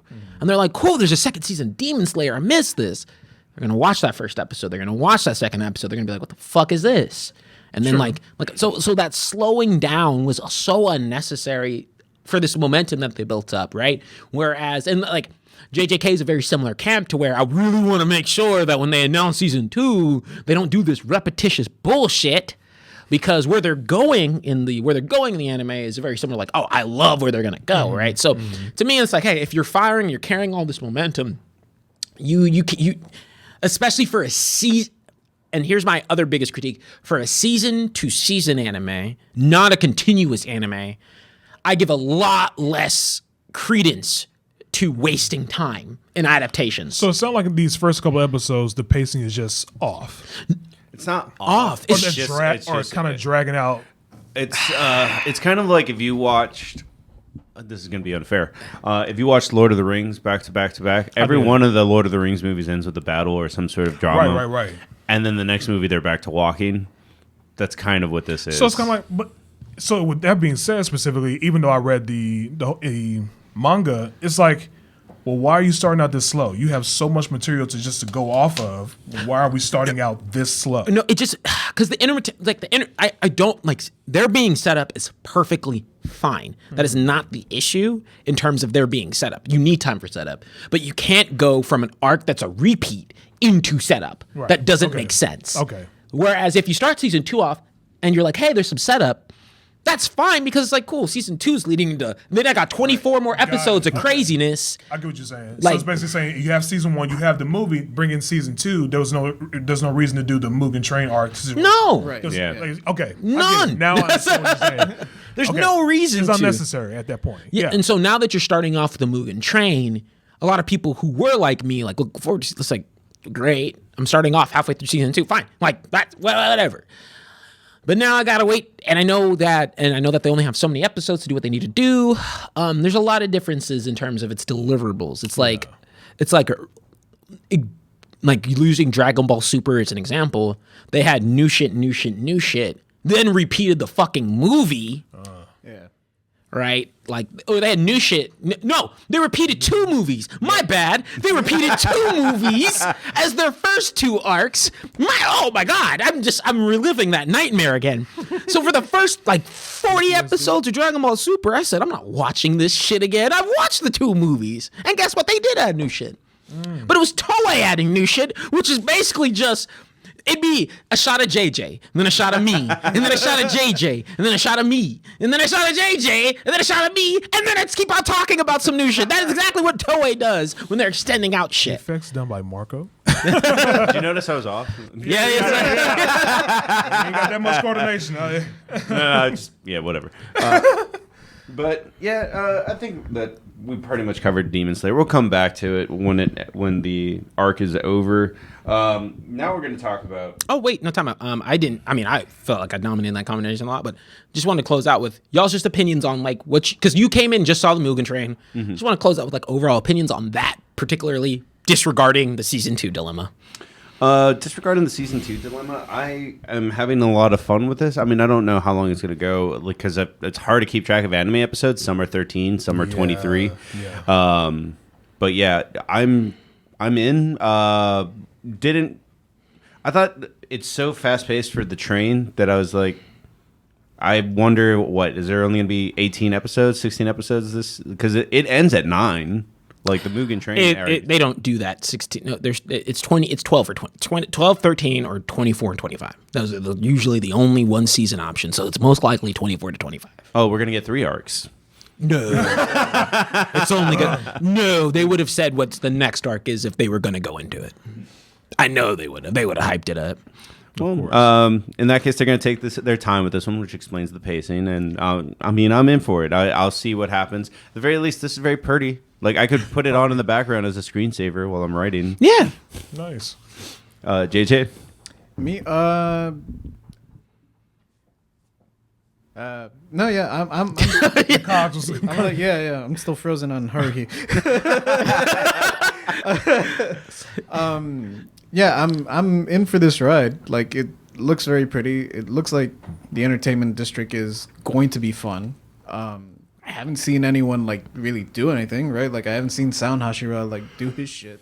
I didn't even know he was a Sound Hashira. Is that a spoiler? No. I'm pretty sure they said something. Yeah, they say. I need to watch them do something. Right as he's slapping her ass. That's a Sound Hashira.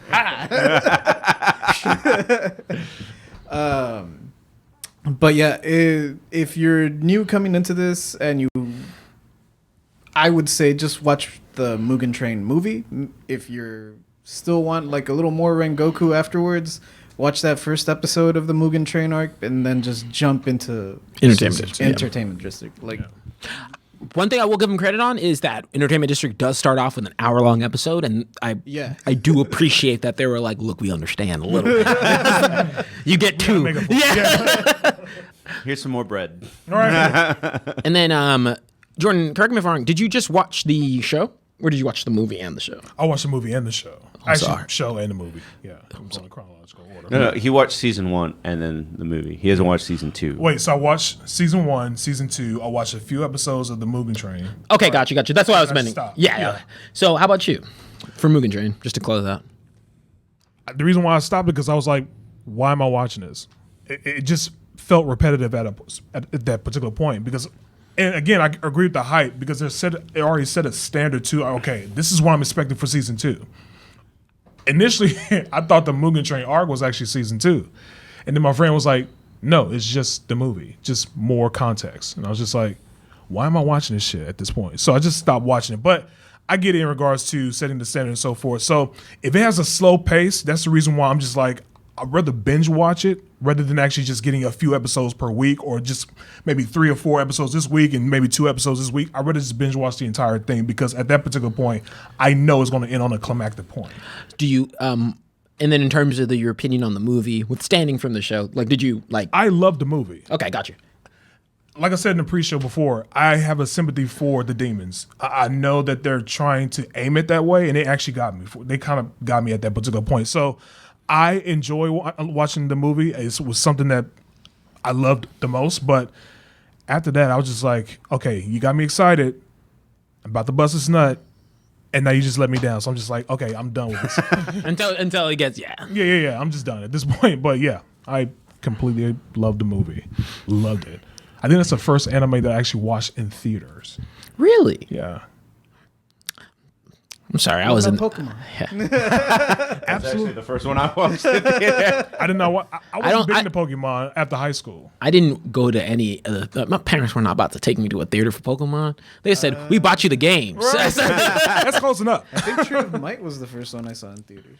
No, yeah, but I didn't go to the theaters in Mexico, so if it wasn't on Cinema 3, I was no chance. I'm like, the first time you know what, honestly, like, it doesn't really matter, because I remember Dragon Ball Super Broly was the only, was like the one that just stands out in my head. It's like that. When I wasn't there, what I'm talking about, I was with nothing but, not even gonna kid you, it was like half Mexican, half black theater, niggas just yelling, yeah! Same with Spider-Man. Yeah! Because there's a point in Dragon Ball Super Broly where they're like, all right, we done with this talking shit. Vegeta's like, hands. Vegeta smiles on his face. He's like, yeah, we to the hands. And now, like, you know what I'm talking about? Broly's like, yeah.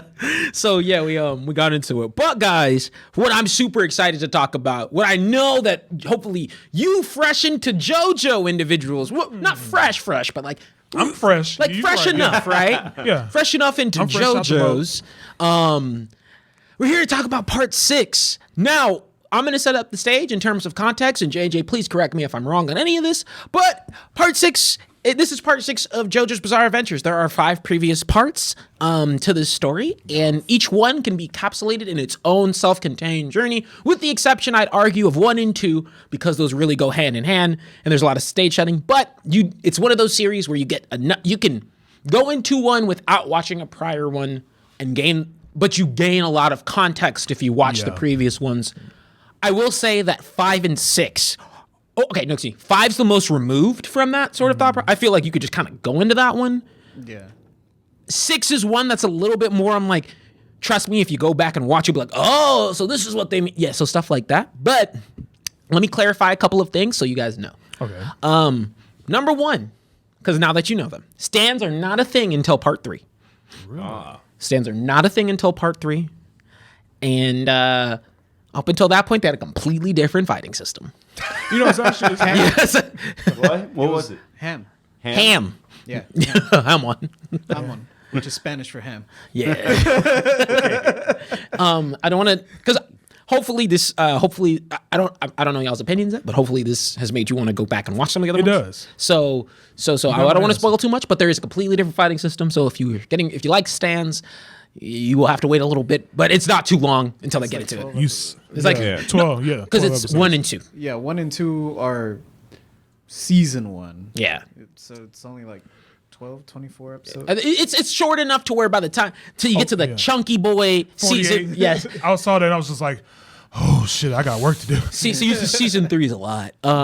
But I'd argue that season 4 and season 5 where Stan's gonna become really, really dope, and that's why season 6 you guys are getting the goods. You're not getting you don't have to go through some of the stuff. Season 3, he was still kind of like figuring it out, or part 3, right? Yeah. Stardust Crusaders, he was still like, maybe this. But it's the most.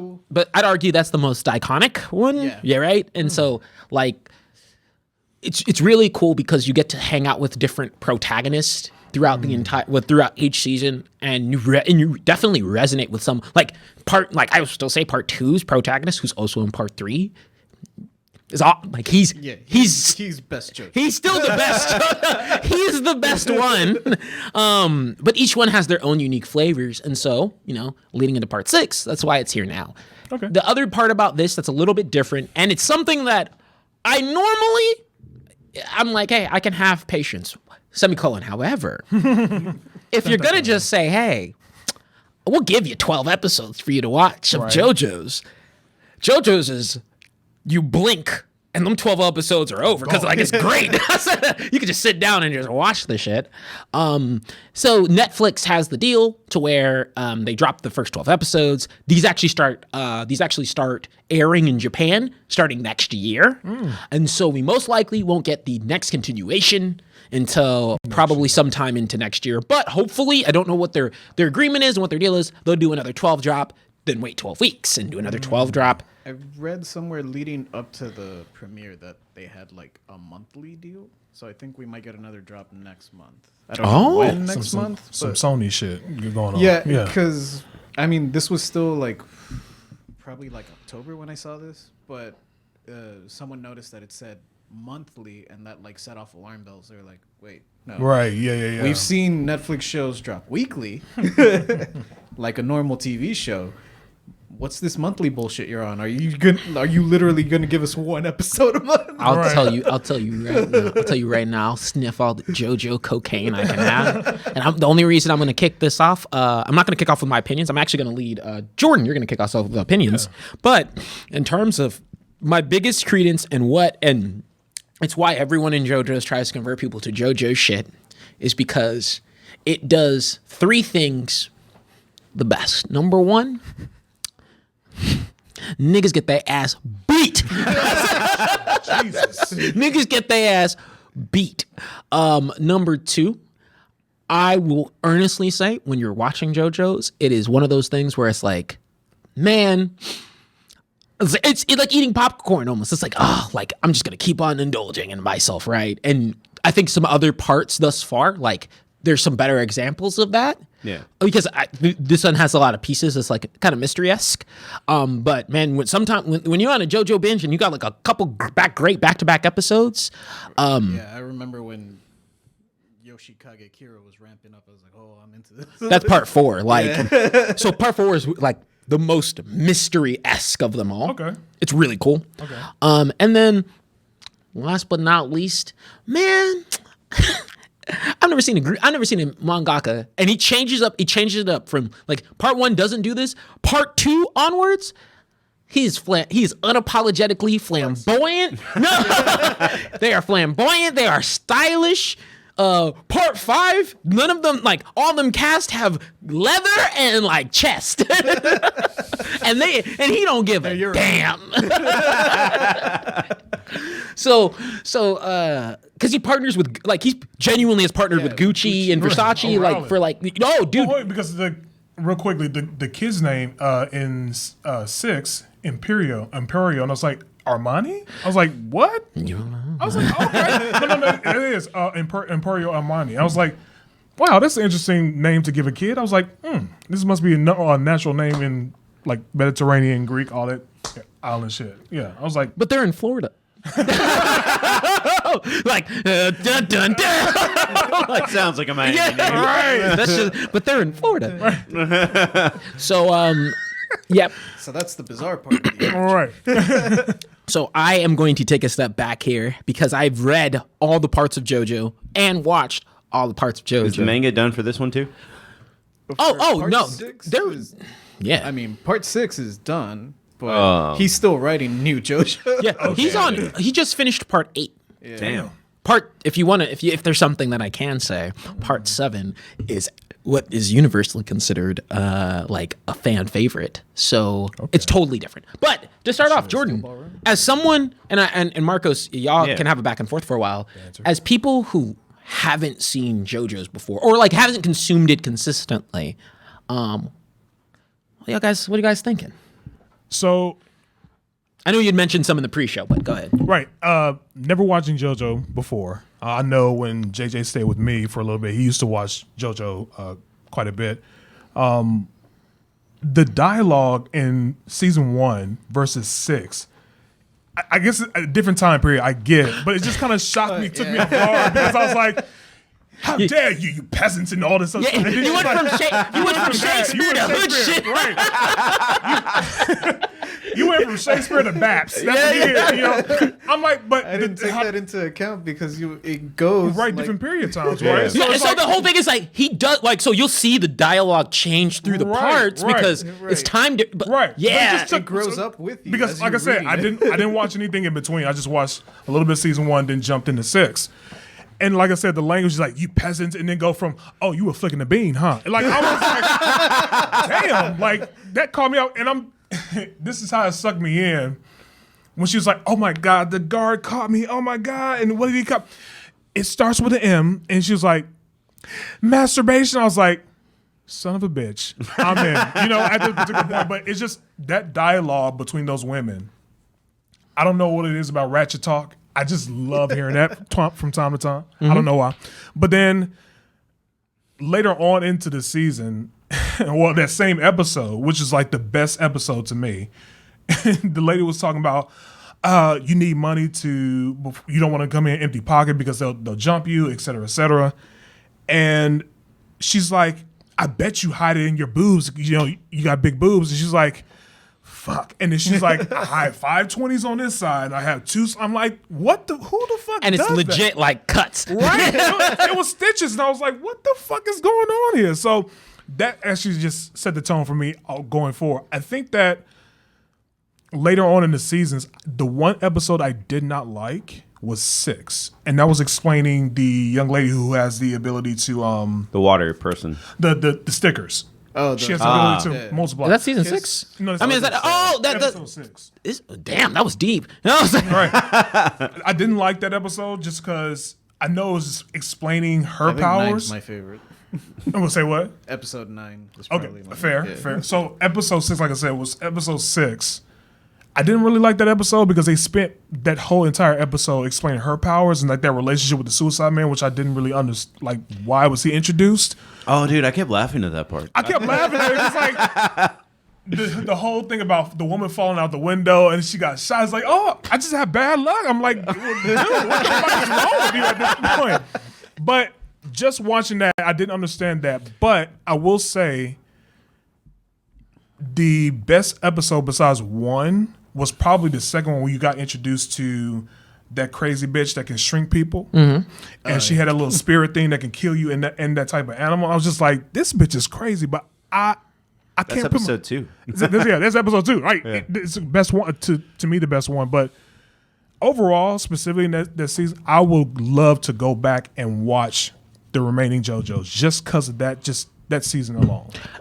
I will go ahead and prep you in saying the reason they I mean he rewrites you know what I'm gonna say you're gonna thank him for they do that with every character. They spend an episode where you get to understand their power Yeah. because trust me if you can't really They convoluted. get it gets really you want to understand what the fuck they So do. why they didn't do that for well, I know they did it briefly, but why they didn't do that type of energy for the lady with the ability to shrink?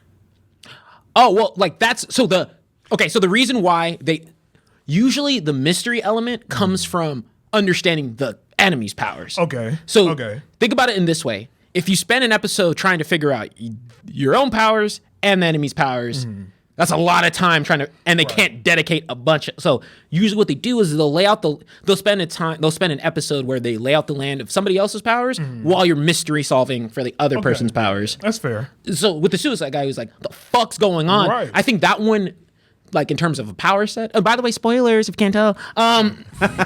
But no. I think the tricky part about that one was you kind of learn his power kind of early. It's more of her being like, "Damn, I'm suffering." But I'll preface that by saying like, they'll do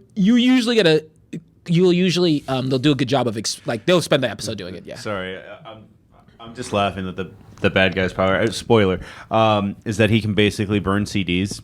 Basically, you 2 CDs. You have one that has memory and one that takes The power. your Stand. And I was like, If you have one, I actually like how it's also unapologetically like straight up like a disc. Like it literally says disc on the shit.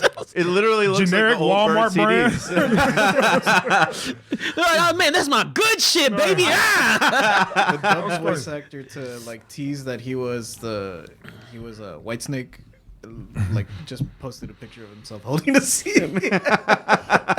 Interesting fact though, when she gets a visit from her dad, Jotaro. I think that's how you say it. Jotaro. Yeah. You're right. Jotaro. So I didn't know Jotaro was based off of Clint Eastwood. I didn't know that. Yeah, I didn't know that. I was reading it because I was like, someone was telling me that the guy who makes the show or whoever does the music, he starts to implement like musical stuff like that, like REO Speedwagon. REO Speedwagon. Jolene, of course, specifically. But Jotaro, I was like, Ann Manson. I haven't heard that one. Yeah, well, It's Marilyn Manson. No. I'm talking about in regards to where is that a character in season 6? Yeah. Oh, I didn't even know that shit. I completely forgot. Maybe I just, but I was looking up Jotaro and I was like, where's Jotaro based off of? And he was like, he based off of Clint Eastwood, one of the movies for Clint Eastwood. And I was just like, the guy made the character because he met Clint Eastwood, one of his favorite actors, for his like 25th anniversary or 25, something like that. And he just based the character off of him. I was like, that's pretty cool. So So this is not really a spoiler. Jotaro is part 3's protagonist. Yeah. So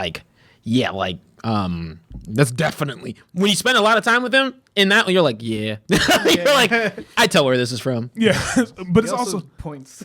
yeah. That's what I'm saying. That's why he does a lot of pointing. So I'm sorry, the part 3 music played in my head because I know there's a lot of this. Part 3, this is all that. It's just posing. here's the interesting thing about that because I did for a while. You know how people's doing those YouTube videos where dun, dun, dun, dun, dun, dun, dun, dun, dun, dun, dun, like Yeah, that. you didn't know that was from I didn't Jo- know that was for JoJo until I saw the end of season 1. I was like, holy shit! You will soon realize how many memes come from Joe. Oh my gosh! Actually, time out. Can you do me a favor real quick? Yeah. Play season 5's ending. Oh, ending song or just ending? JoJo Part 5 ending. No, wait, Ender. Not ending. You don't want to be spoiled. But oh, dude, we're turning Sam's search history into all anime. Yes. Sucking in like we are. Season 5. ED.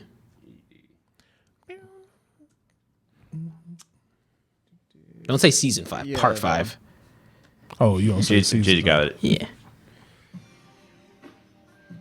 You lying. I'm not kidding. I'm not kidding. You set me up. You set me up. No. At the end of season 5. No, this is like the episode ending. Ending credits. Really? Yeah. You lying to me? Are they playing JoJo? I mean, DC JoJo? No, this is JoJo. Yep. Are you serious? Yeah. So the guy's a real big music nerd. He's a rocker. big. How do you go from dun, dun, dun, dun, dun, to every time a The way they're doing it in the anime is that they're picking a song from like his playlist from like shit he was listening to when he was writing that part in the comics. So when part 5 came around, it was like the 90s, and he was like, hey, I was listening to this shit. God, good taste. No, I'm telling my man's got the bops. You telling me I should go from 6 to 5? So if you want to know my personal favorite part, like in terms of the anime itself, it's 2 and 5. Okay. 4. Oh, wait, 2 is The big, only big reason one, why, right? like, so 4 could have had it, but I knew too much about 4 going, and you need to know less about 4. Yeah. Once you know The mystery. It takes a lot of air out of it. Yeah, especially since 4 kind of feels like he was still workshopping a lot. There's a lot. It starts off because the main villain doesn't get introduced until like Halfway through, late. Yeah. And then that's why like 5 from start to finish feels like I've gotten my groove. Yeah. And that's why 6 kind of kicks off in that same notion. Yeah, that's what I was gonna say. Like, as someone who's a veteran, this one feels like very briskly paced. Like this one part 1 feels like it's very fast just because it is very short. Like it ends so quickly. This one kind of has that same like pacing about it, Just in a but short amount of it's time. gonna keep going. Yeah. So, I don't want into to. this. I don't want to alter your opinions before you see it. But it's love and not a love hate, but like a lot of people. One of the biggest gripes with part 3, even though still their favorites, will be that bitch is that pacing is rough. I thought that was part 2. Isn't part 2 48 episodes? One of those Nah. like 48 episodes. Is 3? 3 is the long one. Okay, so I got Damn. time. Yeah, so you got to. Yeah, part 3 is long. It's not that it's unenjoyable. It's just you'll be like, all right. Wrap it up. So they got filler episodes. In other words, No, it's not filler. It's not It's filler. not filler, but it's a road trip. It's a road trip, so it's like So yeah, and they're starting off in Japan, and they got to get to Egypt. got it, man. and you'll learn soon that because this is also in the past, planes and JoJo family don't mix. So so good luck with that. But no, this one I'm with you there, and I want to make sure I lean on you too, Marco. I was blinking, and I was like, oh shit, Yeah, we we already at this part. It feels like because part 5 was also moving pretty quickly, but this one is like, nah, fuck that shit. We got a lot to tell because I'm gonna warn you now. Part 6, Crazy. it gets nutso. So he has to get to things to explain them. Wait, nuttier than the lady was like, we need to strip search you, those 2 lesbian guards. And everything. Like, you want me to do like this? Yeah, she was ready. And they were like, ooh. So no, I give a lot of credit to I give a lot of credit to them. Just like Joel. So in part 6 is universally considered one of the not bad, not the worst, but one of the bottom half of the JoJo parts. Really? And a lot. There's a lot of elements to it. It hasn't. I still don't think it's gotten a proper English translation. But even with that, like, there's a lot of things and beats that the anime is definitely doing a better job of. Because Jolene's character herself, like, like. You don't understand. Like JoJo is one of those things. Until parts, honestly, I would even argue, until part 7, like where I think he's like did something that's really unique with it, and his characters are usually good, but the anime does so much for like solidifying the iconization and like the character traits and things of that nature, and like you mentioned, that first episode's so strong because they're like, this is Jolene. She's unapologetically like bitch. she could be sweet. First of all, she ain't ratting out no niggas. She like, hey, you fucked me over, but I still ain't no Stitch. But it's like. Which point, real quick, brings up a question. Is the lawyer and her boyfriend like It together? seems like they just kind of threw them away. Yeah, but I thought they were like gay. No, Are they? Because it kind of gave off that gay vibe. I think everyone's just flamboyant in this. You just need to. okay. I need you to take 2 steps back. Everybody's just flamboyantly expressed. Okay. You will learn real quick that it's not that they're gay. And that's one thing I've always loved. Like it's okay to be flamboyant and super expressive and all those kinds of things, and not like you don't have to be something else. Right. No, I'm taking right now. Part 5 will take you for a spin. Part 5 will take you for a spin. Part 5 is Castro District. Well, I'll show you some of the character. I'll show you the character design while you're talking about your opinions, Marco, because I would love to hear them. So these, I know we on this note that everyone's talking about how expressive and flamboyant that the JoJo characters are.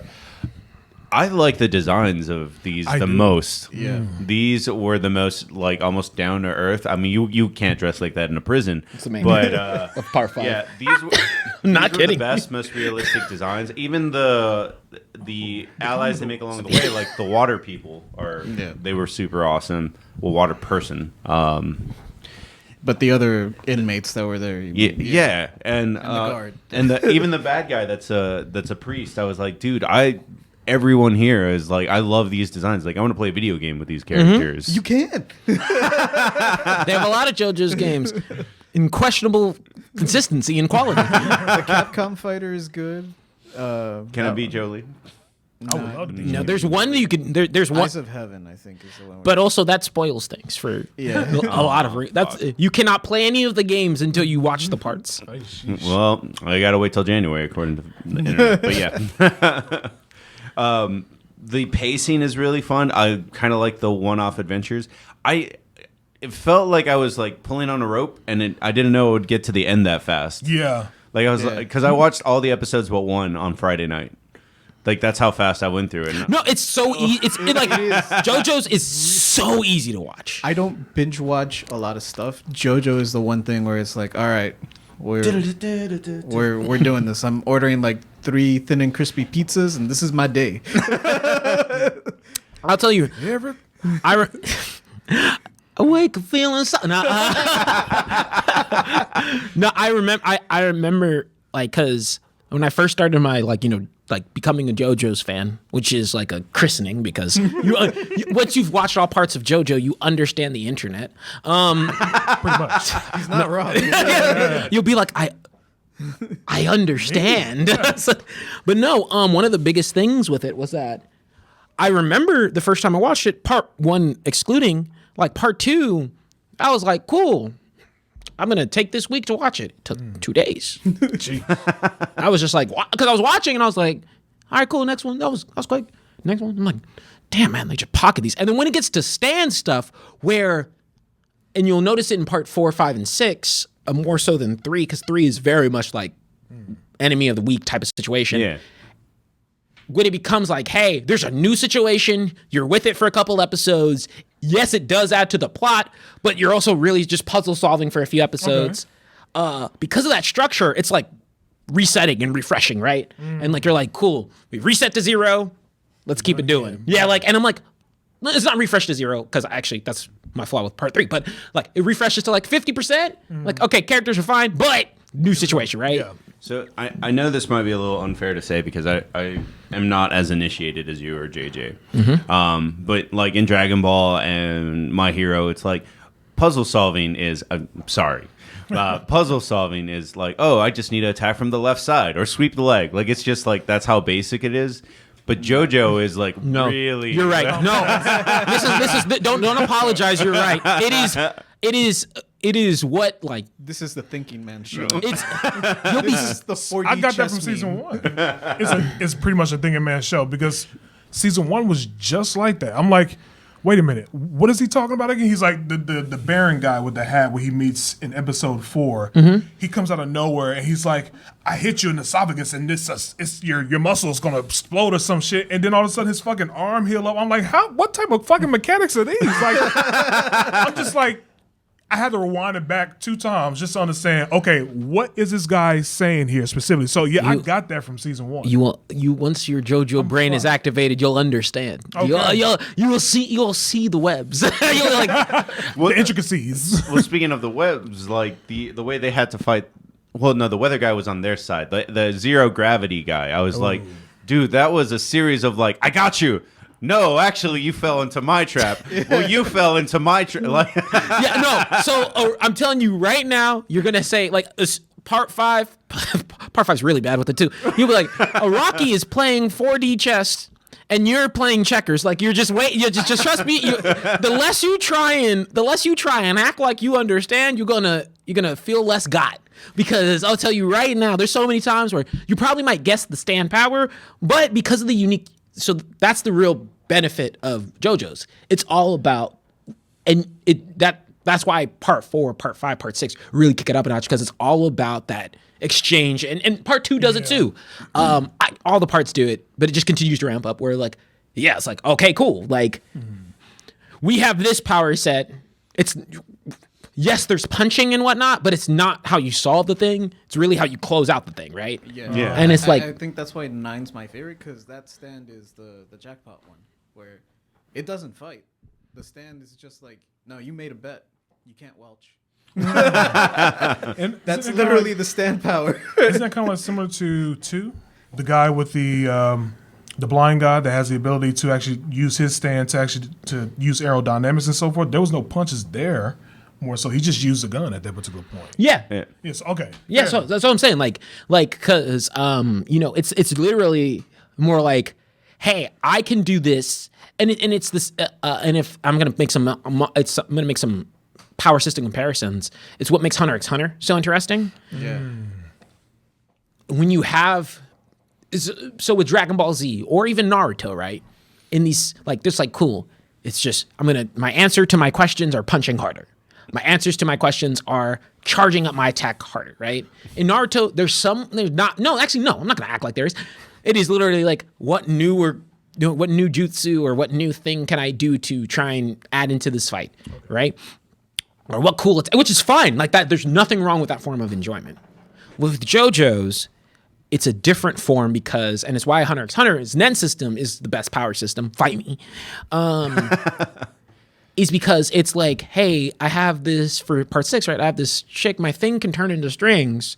All right, dude, I'm a sniper. Right. Like, what do you do in those situations? Yeah. And it's always like that. So it's like every part's like that. Yeah. There's always like these weird matchups where it's like, why is this guy fighting? Well, that's going back to one of the random the Parasite episode. It's like, yeah, you go fight that dude. I'll fight. What makes you think her sticker power is? Does she even know she had a sticker power? I think she was just like, did. you got this. Yeah. But I'm trying to figure out specifically that whole transpiring that episode, that scene there where she's like, okay, I put a sticker on him in just in time when she's about to get electrocuted, or she did get electrocuted, and I guess it multiplied his head and then smush him back together. I didn't fucking understand that. I try to explain it the best way I can. I'm not really good at that, but I just saw that and I was just like, what the fuck just happened? JoJo. That's what I'm saying. Like, You're in for a Jordan. You're in for a treat. I hope you don't like explanations.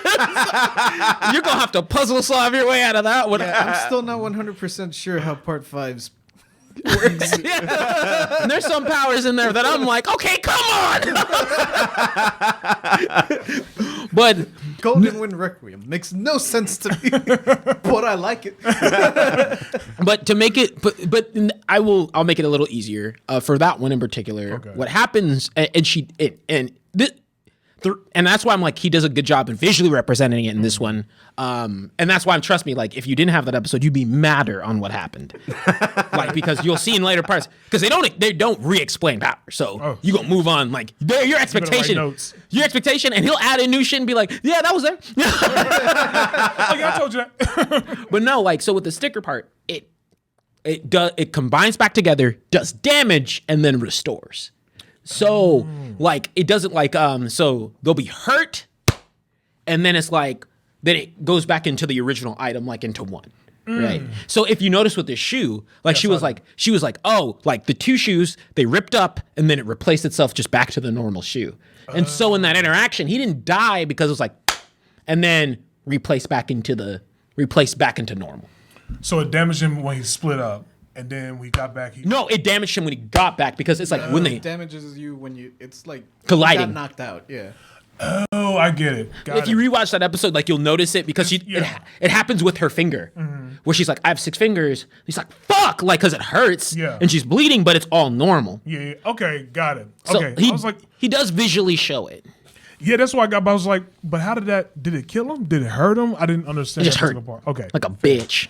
like it hurt like a bitch. Fair. I like her character. He got a the most, concussion. by the His way. brain literally hit his Yeah. brain. Yeah. No, I mean, and yeah, like, I think one thing they've been doing really well with with part 6, and it's something that sometimes I think part 5 it took a while before you got some of this, but there's a reason for that. Part 6, the characters, right? Like you kind of get it. You're like, oh, okay. Yeah. Like, it takes a while before she gets her crew, and like you spend some time with them. Like you're like, okay, these two were friends, and then the roommate's like, hey, can I? She was like, no, Get the fuck away from me. you are not a main character in this one. Get back, right? You crazy. Yes, bitch, you tried to kill me. Right. Twice. Come on. Like, don't act like I wasn't in a fucking rat outfit. Put your little spirit guard fucking slicing people up inside and shit. Like, bitch, get away from me. Sir, it's a stand. Oh my god. Yeah. Oh, sorry. Dude. I thought it was kind of funny that they fucking treated Jotaro like Professor X in the X-Men movies. That's what I got. Yeah. That's why I felt like he was like Professor X or some like big time shit. I'm like, who is this guy? You'll But I understand meant like more. they treat him like a big time shit. It's like, oh yeah, he could solve everything, and he's out. Yeah. He's not going to be playing today. Put your stand to the left. Move it to the left. Okay. Great. Jotaro's defense, he's gotten enough shine. This is true. Oh no, you trust me. He's the 48 episodes, isn't he? Yeah. But then also he's in part 4. Yeah. And also he's here. So Just in case you don't like this man now. And he pretty much deals the final blow to the main bad guy. yeah, like he comes through and he's like, "Hey, look, y'all niggas ain't gonna solve this shit. All right." Yeah, like the main cast of part 4 did all the work, and then he shows up and is like, "All right, I got this." Right. But sorry, continue on with your. No, I mean we're kind of going all over the place, but it's just I do like this show a lot. I thought it was going to end on the last episode where it was headed, where it was like, oh, you gotta go. No, I'll take the phone. Okay, that it was like, oh, now the priest is in the scene. I'm like, they're just gonna fight the priest, and that's the end. I didn't know it was broken in half. So yeah. Also think it's funny it's in Florida. Yeah. Yeah, that's it's the first one in America, right? Oh no, part 2. Yeah. Kind of. Although Kind of. Yeah. Barely. it starts there. Yeah, go on. But yeah, no, if any state was going to have a bizarre adventure, it'd be Florida. Yeah, actually, I expect this is just a true story. This is a Tuesday. I expected Florida. I definitely expected women's prisons in Florida. So niggas being like this, like. I'm not even kidding. Like, I expect someone to be like, "You had that man in a bird costume, but why? It's Florida, bitch." I like how he just jumped. It's like, jump to my finger. He's like, whoa. I was like, whoa. Nobody's supposed to say whoa. And I'm like, geez, I feel like they were just sending them to Alcatraz. I'm like, this is in the middle of nowhere. There's plenty of water. This is fucking a female Alcatraz going on here. So, yeah. And I also like how one thing they do great is that she's like, okay, just so everybody understands, like, and I mean, it's very, you can look at her powers and understand that she's like, I can leave whenever I want to. Right. Yeah. I have to be here because I'm solving something. And I really like, because there's sometimes when shows, be like, okay, this character could resolve this problem, and they don't like, and she just straight up says it. Like, she basically, well, I don't think she says it like that, but she basically insinuates and kind of just by all mechanisms and means, like even Jotaro was like, what the fuck? Like, we gotta, like, we can go. And she's like, I don't want to deal with you, right? But like, they set that up. It's very clear. There's a reason why she's there. There's a reason why she's sticking around. There's a reason why she's putting up with their bullshit. And you know what? In terms of the characterization, or at least my opinions thus far, part 6 has been just, it was like, it was a breeze to watch. It was really enjoyable. I think the characters are really awesome.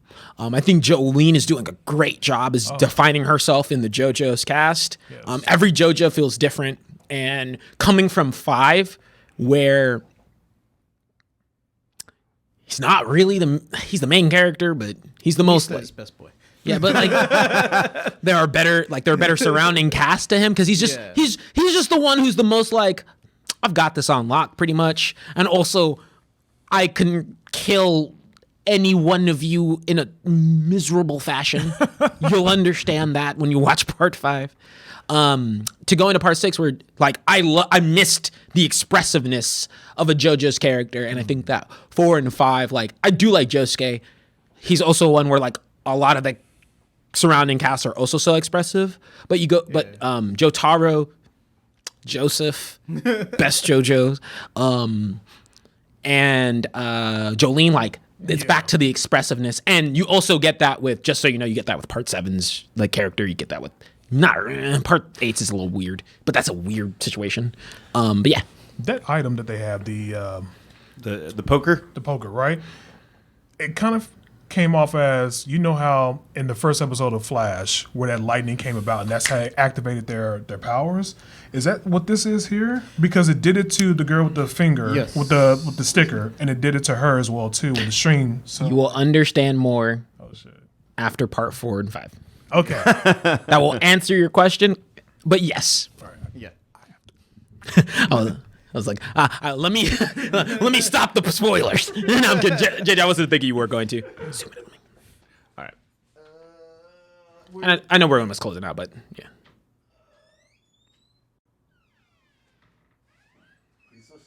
Yeah. Oh no, I'm just gonna scoot over. That's all. Oh shit. Scoot it back. Yeah. Too much. Just gonna literally just scooting over and moving that out of the way.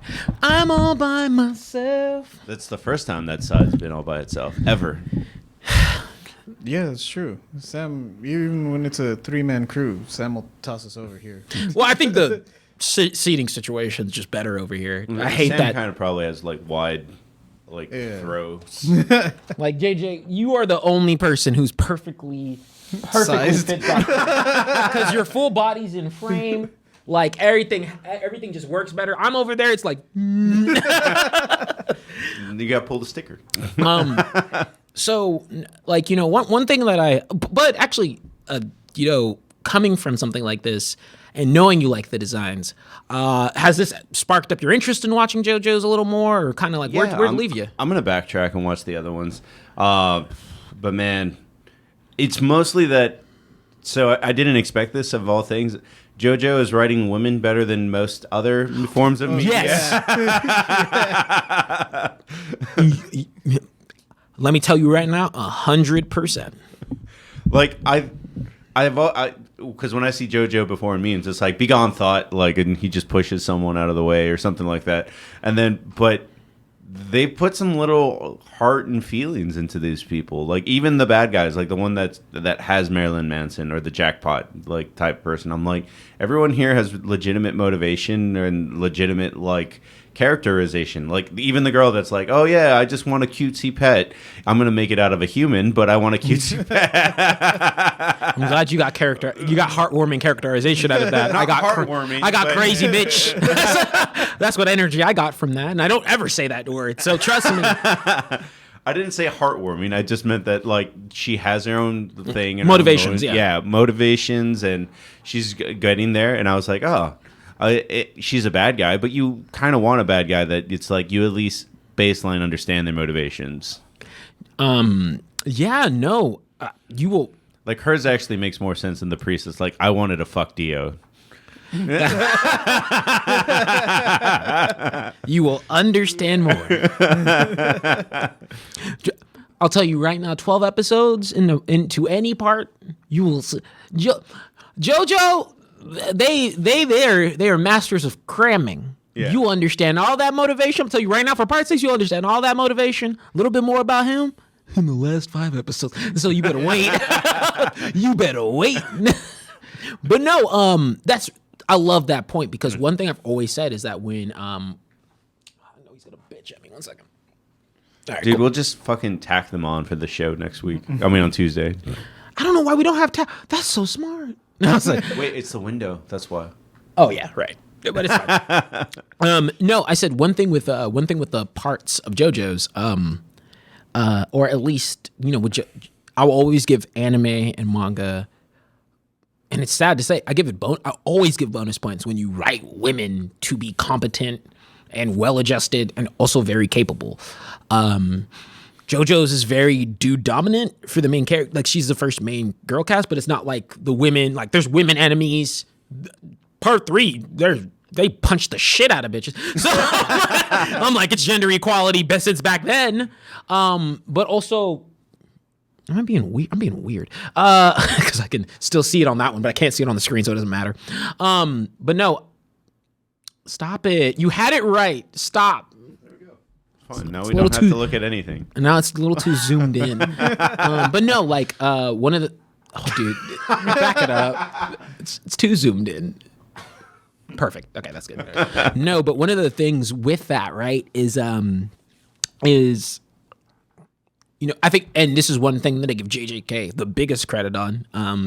I think I went online and said it, not like writing it out somewhere, but I was like on a review or something. I was like, JJK to me in Shonen, you cannot top the way that they handle the women, particularly like they come out the gate and she has one of the best scenes.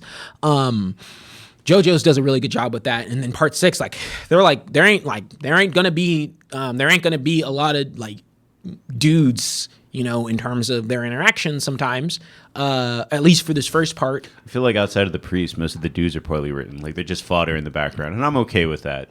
No, that's what I'm saying. Like, we're spending this first part like I mean, the main dude character that they've introduced in terms of an ally doesn't talk. So he doesn't really talk. Now, that's not always the case, right? You're gonna have threatening dudes. I think, and I think I know why he did that too, because part 5 isn't. I don't think there's any women in that one. Actually, crap, there is. But All right, yeah. But yeah, that one's a little bit different because of the situation. But yeah, no, like it's TLDR. Part 5 is about mafia shit. So Okay. but yeah, no, they do a really good job. And that first episode was like the one where it's like, yeah, like they're ratchet, they're doing whatever, like they can talk like this too, like stuff like that, and just establishing that from the get-go to make it a healthy dynamic. So I'm glad that's what caught it out for you. No, yeah, I love this show. We're definitely coming back to review part 2 whenever that comes out. I don't think we need to drop a ratings for these because they're all parts. Like we haven't still going. Yeah, we haven't seen the complete picture yet.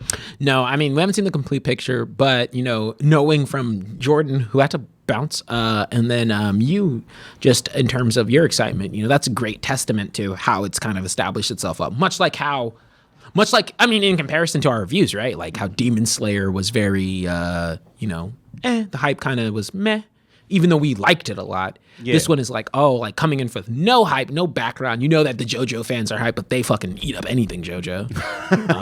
We kept hitting double digits throughout this topic. Of course, because JoJo's fans. But no, they like found them on the internet. They smell when people who have not watched JoJo's are now being indoctrinated in. That's a very real thing. But even if you go back to part 2, like the women, there's like one of the main characters. She is like established as I'm not chick. Like don't try me. But yeah, no, like I'm glad that this excites you to go watch back some more. I'm glad it excites you to keep on watching. I think actually, you know what? This is kind of a fun one. Knowing what we know about them, what would you, and it could be different answers, what part do you think Marcos and Jordan would like the most? And I'll take a stab at that as well. I actually think Jordan might like part 4, the second half. Like I think he'd like part 4 a fuck ton. Yeah. Especially because he hadn't read it and he's all into mystery. So yeah, that sounds right. Yeah, no, he I think also from just a writing perspective, part 4 was a good one for him. But I might go with a different answer here. In terms of simple understandings of stands, I think he'd like 3. 3 is Also it can stop time. Done. It's a lot less complicated than that. It is, part 3 has a lot of stands that are like, we punch, but this way. We punch with... Every time I explain stands to Sam, I always say it's a buff punching ghost. That comes from part 3. It's so true, because part 3 is legit like, like there is a perfectly seen, he's like, stand right there. Bing! And then what about for Marco? Marco's a little harder to place. I want to say 2, but I wanted to say 2, but that's tricky. Because I think there's things he'd like I think there's different aspects he'd like from the different parts. yeah. And I'm somewhere between, because he was like, I really like the designs. And I was like, part 5's your camp, because that's all extra. Oh, yeah. I've been looking up different JoJo's throughout the time. I didn't know that 7 like basically is Slash. No, that's not it. This isn't him. No. Damn, I was wrong. That is one of the main characters. He's the main, like there's 2 really main primary There's characters. 2 main characters in that one. Okay. No, there's a lot, but like in They terms always of have a crew. they always have this one's the one that lacks the least crew, and he is one of the 2. Is it that guy? No, that's part 1. Damn. Yeah, that's what happens when I put book 7. All right, no, you could search up main JoJo's, like, and it'll show you all of them. And but if I had to make a gut check out of enjoyment perspective, I'm gonna punch the bullet. I'm gonna say 5. I'm gonna say 5. I'm with you. Those are the villains. Stop. Yeah, there you go. Can you make that full screen? I don't know. I can't. Yeah, up. Nick, no. No, go back. Oh shit. No, I can kind of see what 7 looks like now. Okay, and then click on the next to those 3 dots. Listen. Yeah.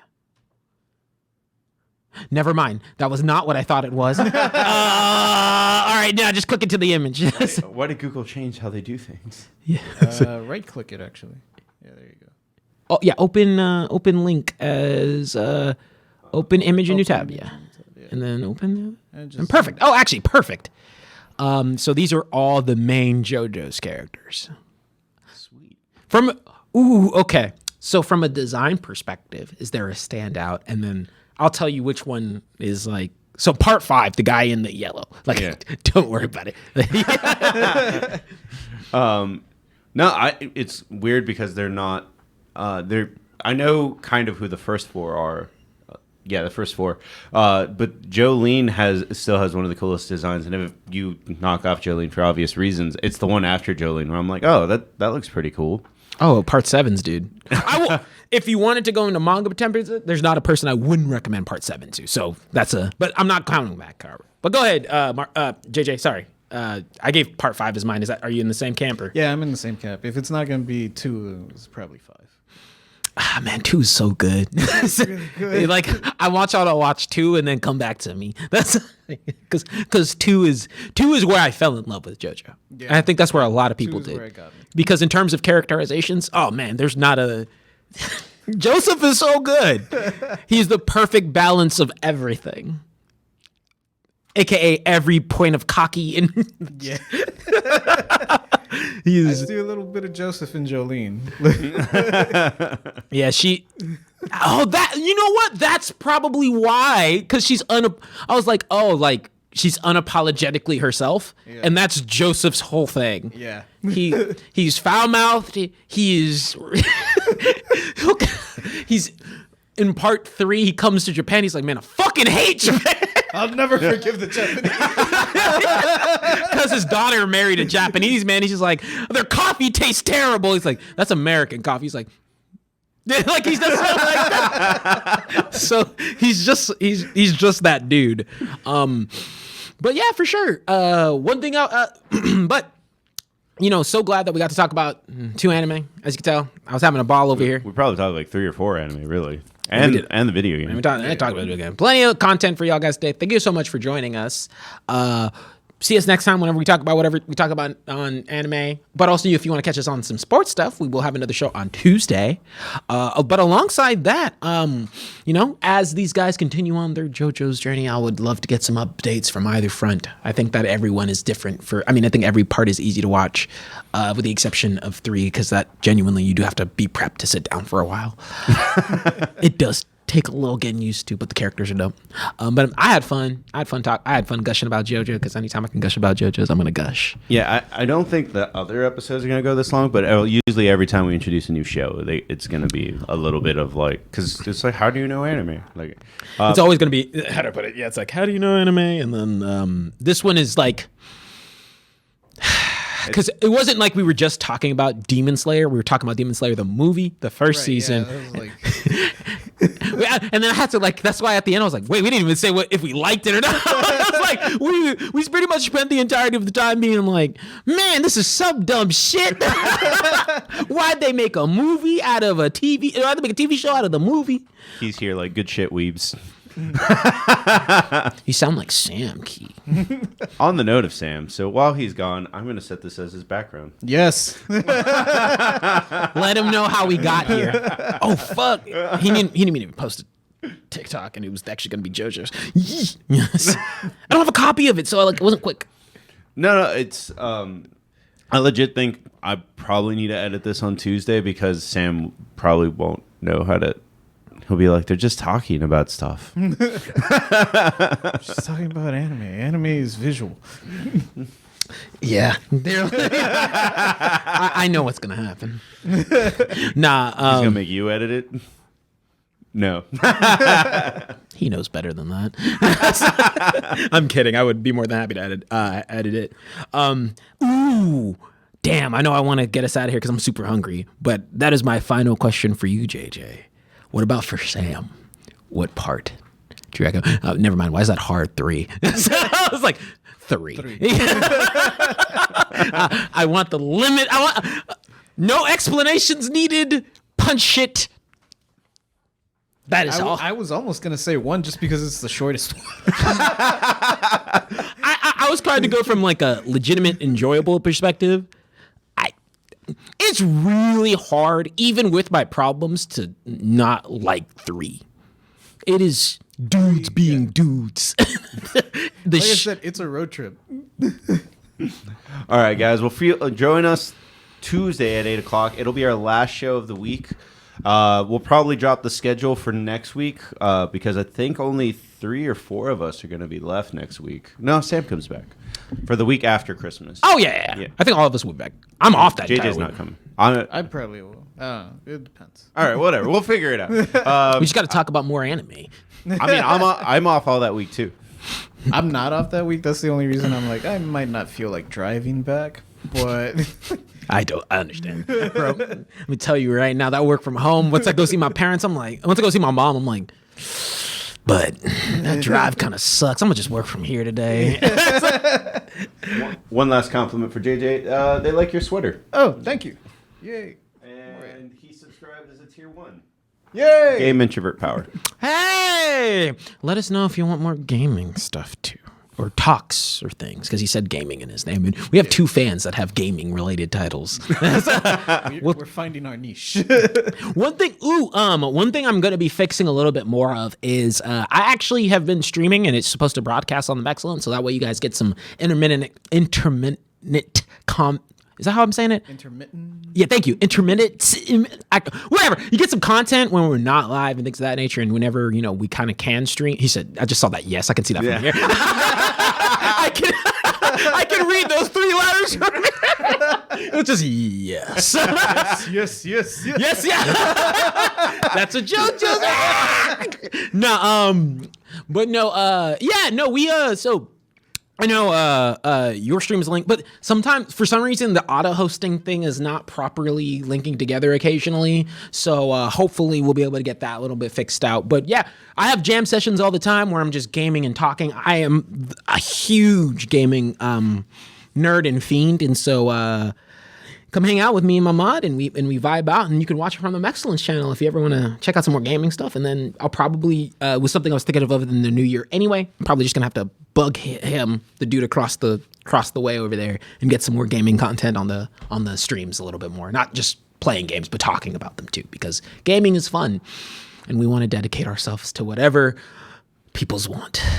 All right, I'm out. I'm hungry. Have a good afternoon, everybody.